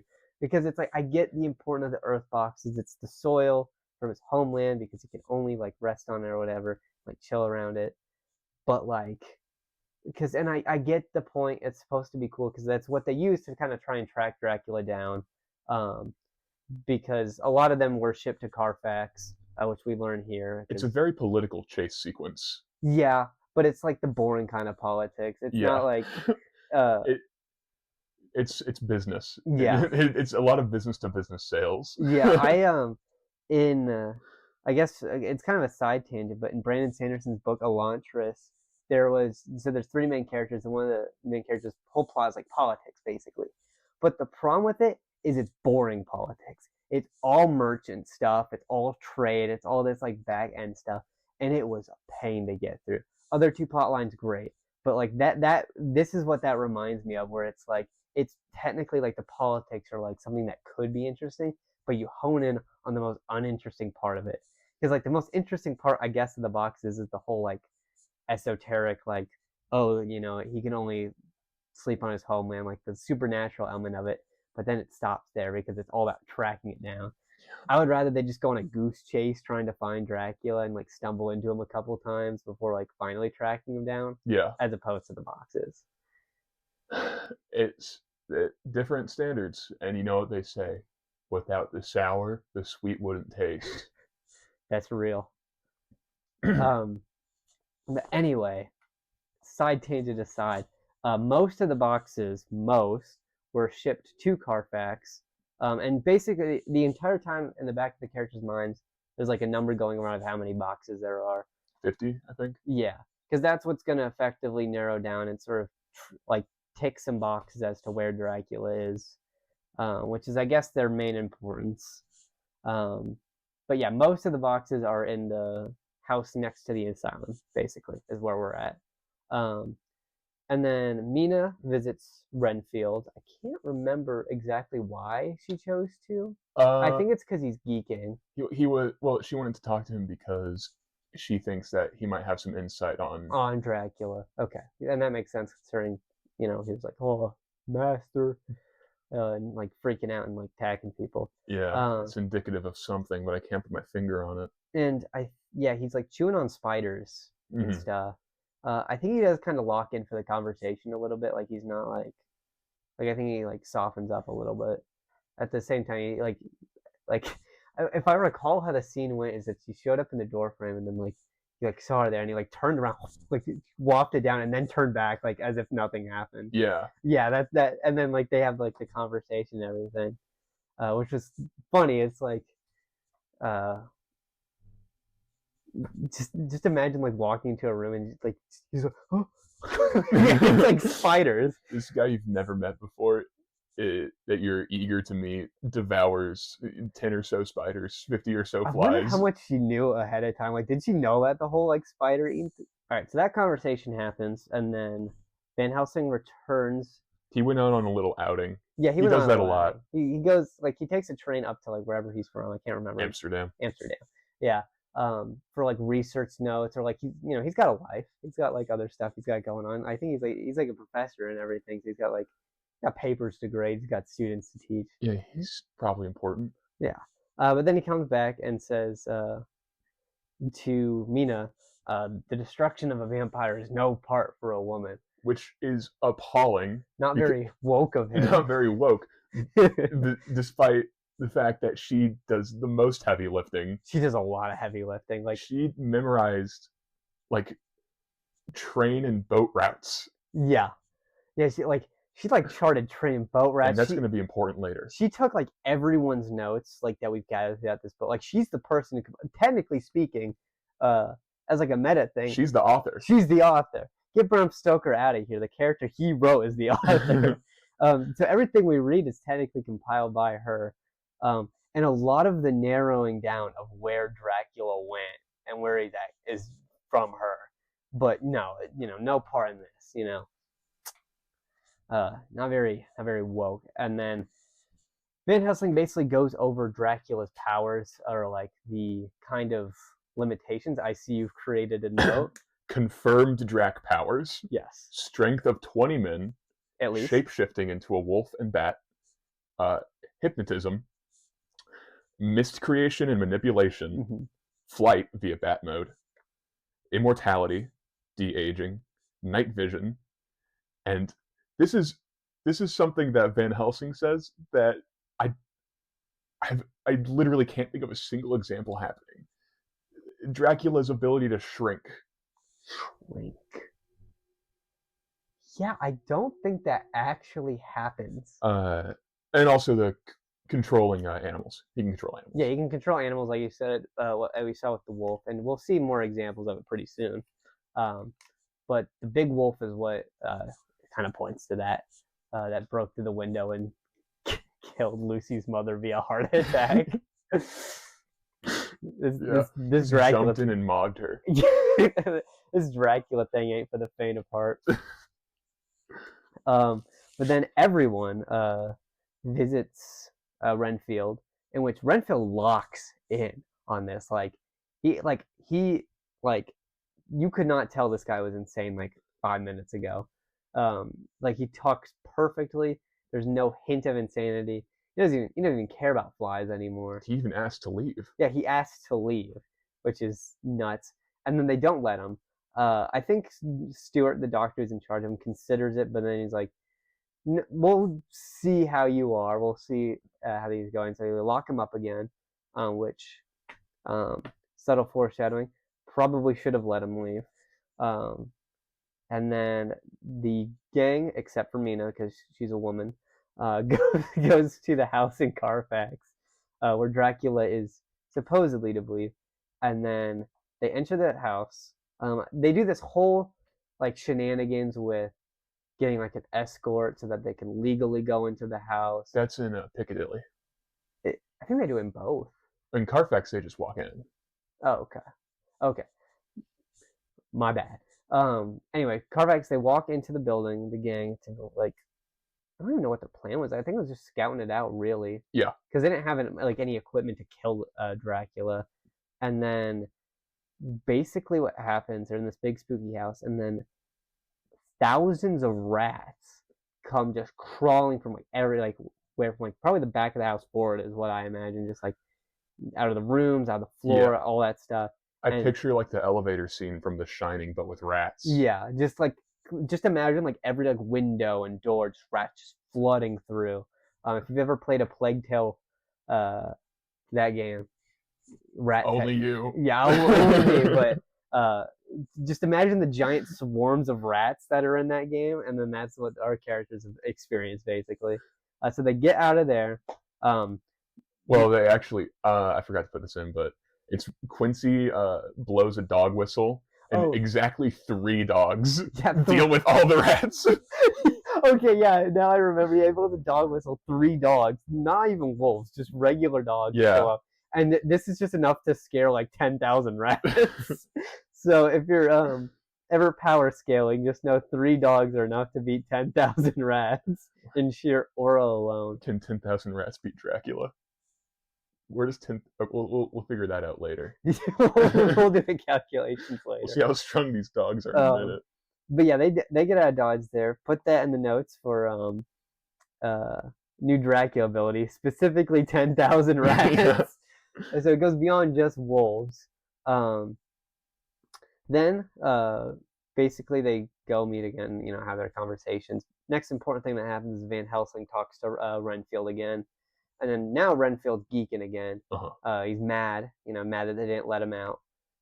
Tweaking a little, starts cursing at Van Helsing. Van Helsing's like, later, I'm not gonna take none of that. Then basically, because I think at this point, Mina and Jonathan are like living at the asylum, and no, because the asylum's also technically John Stewart's house. Yeah. Yeah, so they're living there as well. They're kind of, I don't know if this is accurate, but I picture like an upstairs like room, kind of where they were. Like I imagine almost like a manor, but like with this to it. It's really weird. They don't go too much into the intricate details of like the house, which is surprising given the 3 pages dedicated to a storm. I was thinking upstairs, normal, downstairs, asylum. Okay, like it wouldn't be a basement because there's a window on the but yeah, or kind of at least something like that. Yeah, Yeah. I was thinking, I don't know, first floor maybe. something like that. There's, yeah. Weirdly enough, this is one thing he does not go into immense detail about. But pretty much, Mina, I think in the middle of the night, Yeah. hears some strange sounds coming from Renfield's room. And so then I think is Jonathan here? I don't think he is, or maybe he's just dead asleep. Jonathan's asleep. Yeah, he's dead asleep. I think she even tries to wake him up and he doesn't. But she like wakes him in the middle of the night, hears that, and like mist starts to fill their room. And then through, is it the mist or the window? It's the mist. Through the mist, there's like the livid white face. I remember with red, like the red eyes were specified as well. I wonder who it could be. I'm thinking D-Man? I think it's the demon. Yeah, just in the middle of the night, and then I think he just This I just want to say these notes here are a victim of the weird placement of the journal entries. yes, the journal entries, especially at this point, are placed in a weird way because I think that scene just either I think it abruptly ends or he just or That like happened. That this was revealed to us. Oh wait, no. This is I get it now. This is actually my own doing. This is John. He's like, yeah, this is where all the dirt. This is where all the dirt is. oh yeah, John Seward, not Jonathan. oh okay. Anyway, so from that point, I think Dracula just like screws off or something. I don't think he even does anything that night, or maybe he does, and like the timing is just weird. Yeah, Like I think okay, because no, what I think happens is this narrative stops. We get the John Seward and Van Helsing bit, and then we loop back around. Yeah. Okay, yeah. So it's kind of this weird quirk with the book. Now that I'm recalling it now. So she sees the like white face, and the scene basically just kind of ends there. Then we go, I think, a little bit back in time at this point, like to before this event occurring, where they're talking about the dirt again, because Lord knows they talk about the dirt. 12 were deposited in 2 different houses in London, and then 9 in Piccadilly. I don't remember what happened to the other boxes. There were 25 in... I think the majority of them were in the Carfax house. Right. They found 25 of the boxes in Carfax. Yeah, and so now, let's see, 12... We're getting to the number. I honestly started losing track of like how many like... So right now with these three numbers, 12 in 41 total boxes, or no, 46 total boxes. Yeah. I literally I tried my very best to figure out what happened to those other 4 boxes. I think Bram Stoker might have just forgotten about them. Or maybe they just deal with Dracula before those 4 other boxes become irrelevant. Maybe he left them at home. Yeah, he's like, I need my special dirt still in Pennsylvania. But yeah, which, as you can see from this conversation, the box subplot, all right, it's not even a subplot, it's the main plot.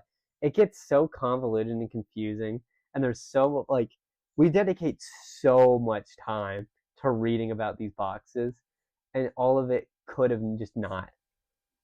Like, I honestly think I would probably hold this in a little bit higher regard had this subplot not existed, because it really, like, slowed down reading for me. Yeah, it was hitting the brakes pretty aggressively, especially after like all the stuff we get with Renfield, and why don't we talk about it? Okay, yeah, because now we're at the big thing. So, Stuart visits Renfield again. This is, I guess, this will be technically before Mina hears the weird noises coming from the room, and just absolutely like lays into him, like, because he was mean to Van Helsing. He lays into him specifically about the weight of the souls that he's consuming. Yeah. He's like, those are going to stick with you too. Yeah. And Renfield's like, what are you coming at me for? Yeah. He's also kind of like, what are you coming at me for? Yeah. Like, I'm crazy. Dude, I can't help it, dude. And then he has like a breakdown because of it. Like, he's like crying and everything. And like, I think he almost like tries to scratch himself. Like, he starts like really geeking out. Yeah. Over this. Okay. All right. Now, all right. We get to the next night, which is the night Mina hears the scratching. So now we've looped back around after just dirt subplot and just like whatever to the whole missed eyes thing. So if you ever read the book and you got confused by that, I think everyone did, because Mina, what's your problem here? Because she organized this. Yeah. I'm not blaming Bram Stoker anymore. Stoker anymore. Because now it's, Stoker's Dracula. but now it's her fault. So maybe Van Helsing was right, because she messed up the order of events now. Yeah. Yeah. Because before we didn't have too much of this. So, maybe it was because of what happened that she messed it up. I wouldn't blame her for accidentally getting some things arranged improperly. Yeah, given what's about to happen. Okay, so now we're back at the Mina hearing the scratch at night. Stuart and I think Van Helsing's with them hear like a scream, and then also find Renfield in his little asylum, covered in blood, dying, bleeding out at this point, barely conscious. And then at this moment of his like almost dying, he admits that Dracula visited him, which is like more than obvious at this point. Didn't have to tell us twice. And he let him into the asylum. So keep a note, the invitation, like, because Dracula has that whole thing, which is kind of silly, but you have to invite him in before he's actually allowed in. And so that creates the implication, because Mina and Jonathan are in this house, and it's technically John Stewart's house, that now he's invited into that house entirely. So now he has complete free roam of this dude's house.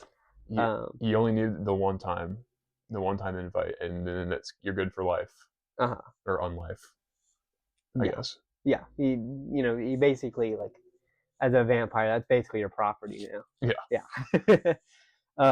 This asylum was promised to me 3,000 years ago. Yikes.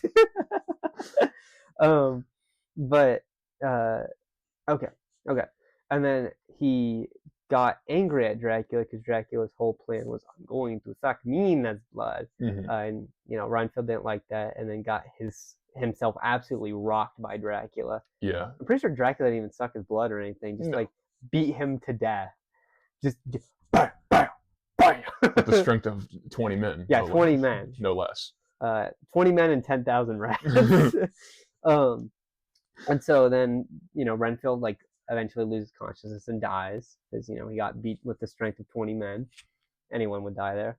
And then so the gang, jumps up, scrambles upstairs to find Jonathan unconscious in bed, and Mina is actually drinking Dracula's blood. Like he kind of like what I imagine is like cuts himself on the chest and then like pulls her to that, sucks the blood of Dracula. And then he says she'll be flesh of my flesh. Yeah, which is kind of interesting because that is a like purposely like misquoted like Bible quote as well. Which in the Bible they say that Satan will misquote. Well, Satan and the Antichrist will misquote the Bible in order to trick people. So that's kind of a so that's kind of a because Dracula means devil. So bit of extra lore for you. Wow. Yay! And then they chase him off, with like a broomstick, like shoo, and he like flees out the window and everything. He doesn't flee out the window. Oh no, he does flee out. Yeah, he flees out the window. Yeah, it's kind of funny. He doubles back.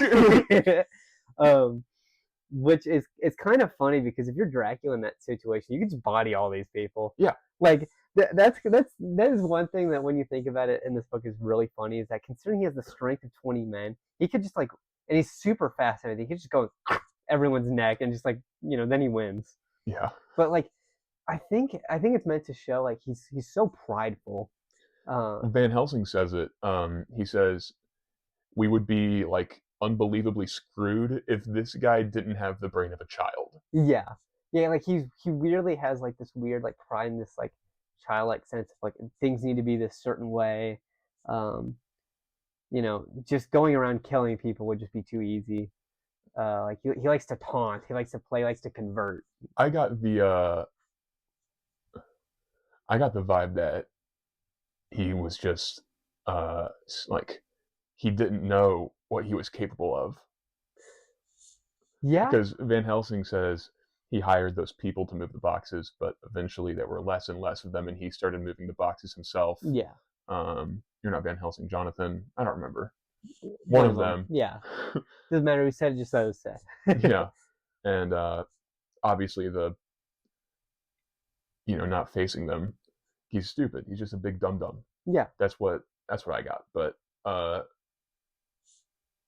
yeah. All right. And then pretty much as he leaves, he tears up the papers and diaries. However, I think some of the stuff is saved because a lot of the Doctor, like Jon Stewart's stuff, was saved to like the phonograph or something, which is basically you just talk into it. Yeah, and it like records it. They kept records in a safe. Yeah, and Mina also just remembers most of it because she's goaded. And then basically the next like journal entry is just her recounting her experience of the night, what she saw, like kind of the weird pull, like the hypnosis that Dracula has, and so it kind of goes deeper into that. Mm-hmm. And that's basically where we end that segment. Oh boy, part 4, the the slowest chase sequence that you've ever read in your entire life. So it starts. They're blessing each other. Yeah. Before they go out to start cleansing the earth boxes that they found, and Van Helsing puts a communion wafer over Mina's forehead, and it burns her. Yeah. And she starts screaming about how she's unclean, and she's like a thrall now, I guess. I don't know what the term is. That's like maybe not. Or I guess thrall is commonly used in fantasy, but she's like still human, but in that like limbo state where it's like if she gets more exposed to, like if Dracula doesn't die soon, She's turning into a vampire. Yeah, but she's turning into a vampire solely because Dracula's blood is still active, and if they are to go and kill Dracula, then she'll be fine because it like gets out of her system or whatever. Mm-hmm. But if it's left to sit there, then she's donezo. So they get all the keys to the houses that they need to get into, thanks to Jonathan being a solicitor. Yeah. And Arthur and Quincy split off to London while Van Helsing and Jonathan go to Piccadilly. And this is where it gets weird because they have to hire a locksmith to come Okay, yeah. pick the lock. They didn't get the key for that one. Yeah, I can't remember why they didn't have the key for that. But they didn't have the key for it, and so it's kind of a nothing burger, really, because they have this complicated plan of how they're going to break into this house, and then one police officer walks by and he's like, "Morning." Yeah. But they get in, and Jonathan and Van Helsing are looking around, and they find all but one of the boxes that there should be. Yeah. So they're like, shit. Yeah. And then Quincy and Arthur show up to Piccadilly after taking care of business in London, and they all lie in wait for Dracula. Yeah. But whenever London turned out to be a nothing burger. Well, no, they just was it a nothing burger, or did they just get shit done? They just got they got stuff done, but nothing happened. Right, it was a nothing burger in the sense that like they got done what they needed. Like it went so smooth. Basically, is what I mean. But they all four of them jump Dracula, but he escapes. Uh-oh. Yeah. The next day they're like, well, shit, we gotta track this son of a bitch. Yeah. And then when they're at the crack of dawn, Mina's like, hey, Van Helsing, you know how to hypnotize people, right? He does. Yeah. Because of course he does. And whenever he hypnotizes her, she's like, she can hear what Dracula hears and see what he sees. Yeah. She sees nothing because he's in a box of dirt on a boat. But what they learned is that he's on a boat. He's on a boat, and bound for Varna. Yeah. The Tsarina Catherine, specifically. Shout out to Catherine the Great. And now Van Helsing's like, Mina, why don't you come along with us? Maybe women do have the ability to kill vampires. Maybe women aren't so bad after all. I'm not going to say what train they get on. It's one they reference in Train to Bangkok by Rush. Oh. But they hop on the train and make way to Varna, and Van Helsing arranges to get on the Tsarina Catherine immediately after it arrives in port, but not before it docks. Yeah. I heard a murder happened on that train once. Yeah. Dang. You think it was any of these guys? No, but Agatha Christie wrote about it. Made a couple movies. Murder on the Orient Express. Literally never heard of it. You've never heard of it, Murder on the Orient Express? I haven't. It's very famous, like mystery book, actually. I only know about it from I only know about the Orient Express from the Rush song. It's a bizarre way because everyone else knows it because of Murder on the Orient Express because there's like 2 movies of it. Like, oh well, I know because we're on the train to Bangkok. Wait, shit. No, he says the Thailand Express. Why do I know Orient Express? Probably from Murder on the Orient Express. Oh wow. We got there. So Mina gets weaker and weaker as days pass. Yeah, kind of like Lucy. Yeah, because she's dying and turning into a vampire. And they get to Varna. Do they get to Varna? They get to Varna. Yeah. And they're like, well, boat ain't here. Turns out they get from another man with a very thick accent that the Tsarina Catherine skipped town and is instead headed straight for Galatz. So Dracula duped them. So they make way for Galatz, but once they get there, the box is gone.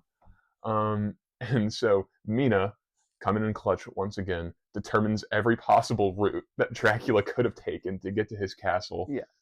Finds the fastest way to get there, and they split up. Arthur and Jonathan take a steamboat. By the way, the teams they make here are vast. They're very different from the teams that they've been rolling with like the entire story, which is confusing to me. Arthur and Jonathan take a steamboat. Quincy and Seward go by horseback, and Van Helsing and Mina take horse and carriage. Which, also, I have a question. Uh-huh.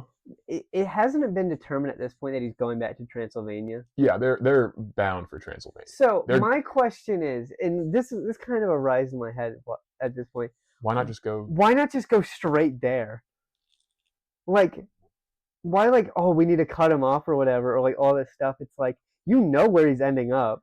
Like all this, we need to find out the train routes. Oh, he's going on this boat here and all that stuff. It's like, you know where he's going at this point. Like, you could just spawn camp him. I don't think they. I think at this point they can't beat him there though. Yeah, but we'll get into that. They do spawn camp him.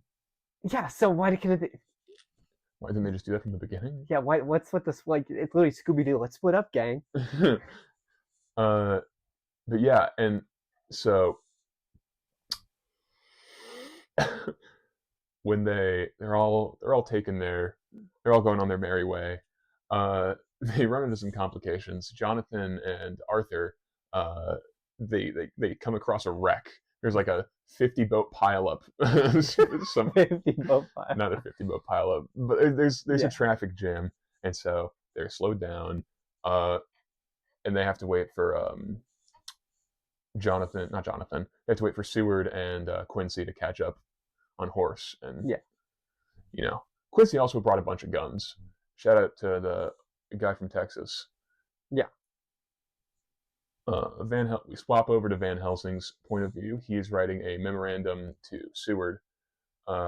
He has made it the farthest. He's in Transylvania. Yeah. He's at the Borgo Pass. He can't hypnotize Mina anymore. And the goth chicks show up again. The goth chicks show up trying to get Mina to join him. They're like, hey, ditch the old guy. Yeah, do you want to just be spooky and shit with us and eat babies? I would have folded. I would have. The horses also, the goth chicks scare the horses to death. Poor horses. Yeah. Which is literally scares them to death. To death, yeah. They get so scared they die. Yeah, that's not even an exaggeration. It's they got so scared they ran off. They're terrified. No, they literally died from being so scared. Those horses had horse heart attacks. It's very tragic. Yeah, they're like Lucy's mother. My chest feels funny when I see goth chicks. I get it. But Van Helsing leaves Mina in a circle of communion wafers, and he goes to the castle on foot. As soon as he gets there, he finds the tombs of the sisters and Dracula himself.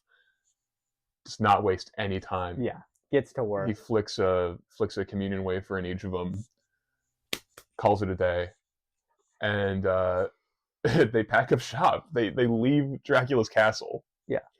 Mina and the Van Helsing travel east, where they see just a big old cart with all these people, and what is on the cart but a big old wooden box. No way, man. And then they can also, because Van Helsing brought a spyglass, he spots, oh, what's over there? Oh, it's the boys. Yeah. And so they all start converging onto the cart. Yeah. The people. Avengers assemble. Yeah, Avengers assemble. Yeah. The people transporting the cart try to defend it, but Jonathan and Quincy just Yeah, it's like Jonathan Joestar and Dio Brando, and Yeah, whenever they're playing football. yeah. just hulking dudes. Yeah. Which I don't even think Jonathan was described as like that strong. No. He's like an average guy. But I want to say this really pisses me the fuck off. Quincy gets stabbed. Mm-hmm. He gets stabbed, and he and Jonathan climb up onto the box, and the locals are trying to get him down. But then uh, Seward and Arthur finally grow a pair, and they point the guns at all the locals, and they're like, they put their hands up. There ain't nothing I can do about that. And so here we are, Jonathan and Quincy. They throw the box on the ground, crack open the lid, and there he is, Dracula. Yeah. He is pissed. Yeah. But he immediately is like, oh, would you look at that? The sun's going down. You're screwed, buddy. Cut off his head, stab him in the heart, and he starts turning to dust. Yeah. It's literally one sentence, he's dead. Yeah. And Quincy, poor guy, bleeds out. Yeah, from getting stabbed. He bleeds out from getting stabbed. Not even by Dracula. No, from a guy. Just a dude. Yeah. He was just murdered by a man. In the woods. In the woods, yeah. Just literally murdered by just another dude. I guess that's what you get from being from Texas. But whenever they're laying there consoling Quincy as he bleeds out, he's like, would you look at that? The burn on Mina's head disappeared. Dracula's reign of terror is over. And I want to say there's a little sprinkle that is in there. Mina says that whenever Dracula's turning to dust, she sees him smile, which is sweet. Because it kind of implies like a tortured soul. Yeah. Thing. Yeah. But all that being said, Rip Bozo. Yeah. Rest in piss, you won't be missed. Yeah. And we cut to several years later when we have an epilogue. Jonathan and Mina have a son. His name is Quincy. Isn't that sweet? Seward and Arthur are married to each other.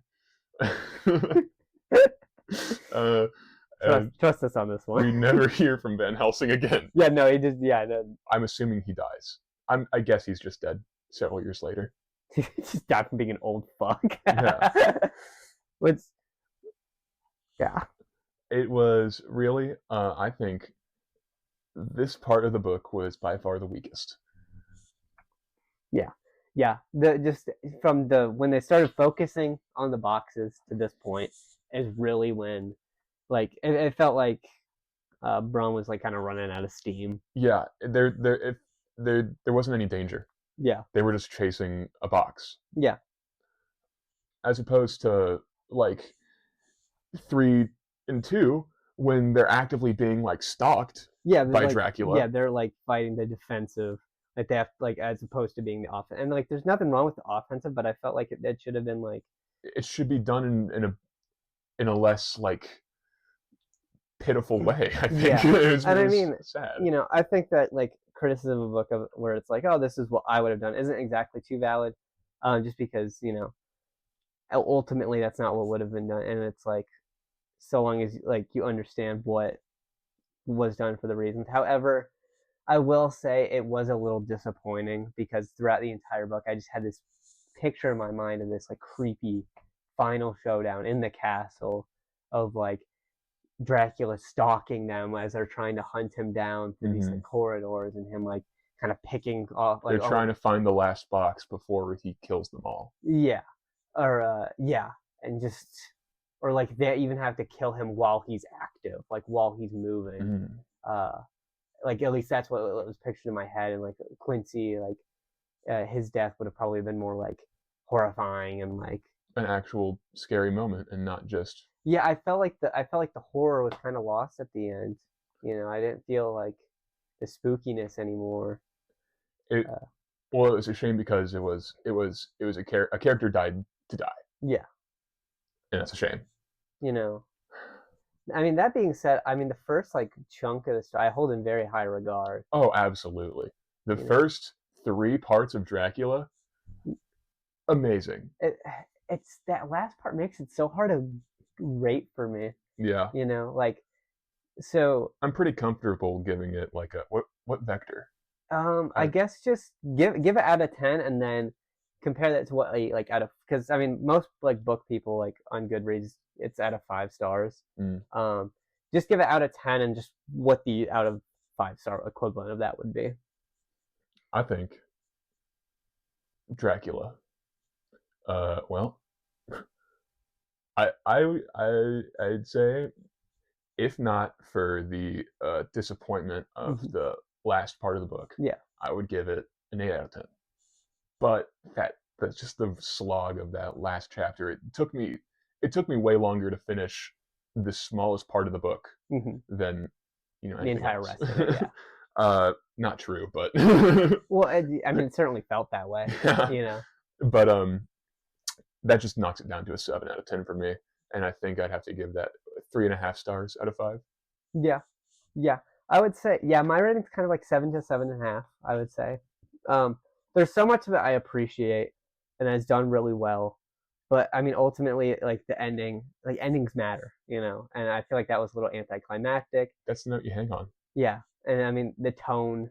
You can see how we're talking about Yeah, it. yeah. I mean, like you know, especially compared to like how we were talking about the beginning of the book and stuff, and compared to the end. At the end, it's just kind of like okay, now we're here, we're here, we're here, we're here, we're doing this. Um, Honestly, read read Jonathan's journal. That's a short horror story. yeah, that was like a short, self-contained horror story. The stuff that happened with Lucy, it could almost also be like its own self-contained horror story. And even some of the stuff like in part three with like Nina and stuff like that could also be seen as that. But the last chunk was almost just like a bizarre like adventure novel. Felt like oatmeal. Yeah, it felt like oatmeal. You know, it felt like you know just kind of plain. You know, it's like it's fine. It's like it's not. I would not say it was bad. I would just No, say no at some stretch. points it was boring, and it just was anticlimactic compared to kind of what I almost wished for it. Which I mean, it's hard to like hold that against it because it's like you know, at the end of the day, that's the idea I made in my own mind of like how I want it to end. But at the same time, it's like you could have done something like more than what we got because at this like even if I took that away, I feel like this ending still would have been a little disappointing. You know, of just it's like you know he just is on the ground. And he's like, "You're screwed if I get up in like 5 minutes," and then they're like, "No, we're just gonna." Oh, just you wait. yeah, yeah, like it almost makes Dracula himself less scary because of that, because of like some of his limits, you know. Yeah. Like sure, it has to be invited thing is goofy, but at the same time, the horrifying bit about it is that he still looks like a dude. hmm Someone might invite him in on accident, you And know. also, he can hypnotize you and Yeah, all the other weird stuff that he can do. yeah, Like, he controls rats by waving his hand, and yeah, spiders and flies. yeah. But I mean, overall, I think of the book positively. I just think it just it was like a nice plane ride with some turbulence. But when it came down to landing, they forgot to turn on the landing gear, and we just kind of We crashed. can, I wouldn't call it. I'd say there was some landing gear. We deployed it, but we did. It got stuck, We and we kind of grinded to a yeah, halt. or we had to make an emergency landing in the ocean, where it's like it's technically Emergency fine. landing in the ocean's better. Yeah, yeah, where it's like it's technically fine. Everyone gets out safe. I would have But like, preferred something different. but like, yeah, now like the next couple hours are kind of ruined for me. But that was Dracula. That was Dracula. Next, we're going to be doing A Court of Thorns and Roses. Very excited. We're excited for that. Something tells me the rating for it's going to probably be lower than Dracula. But I'm gonna love it. yeah, I think regardless, I think it's going to be a fun time. Um, we'll see about getting our friend Nathan is reading it with us, so we'll Mhm. see about getting him here as well. Uh, but you know, I guess if you guys, whoever is watching, wants to follow along, Yeah. that is what we'll be doing next. Uh, Yeah. And that was Join if you want to join the club. join the club. Yeah, uh, vicariously, of course. Uh, yeah. So next is not Dracula. We already read Dracula. A Court of Thorns and Roses.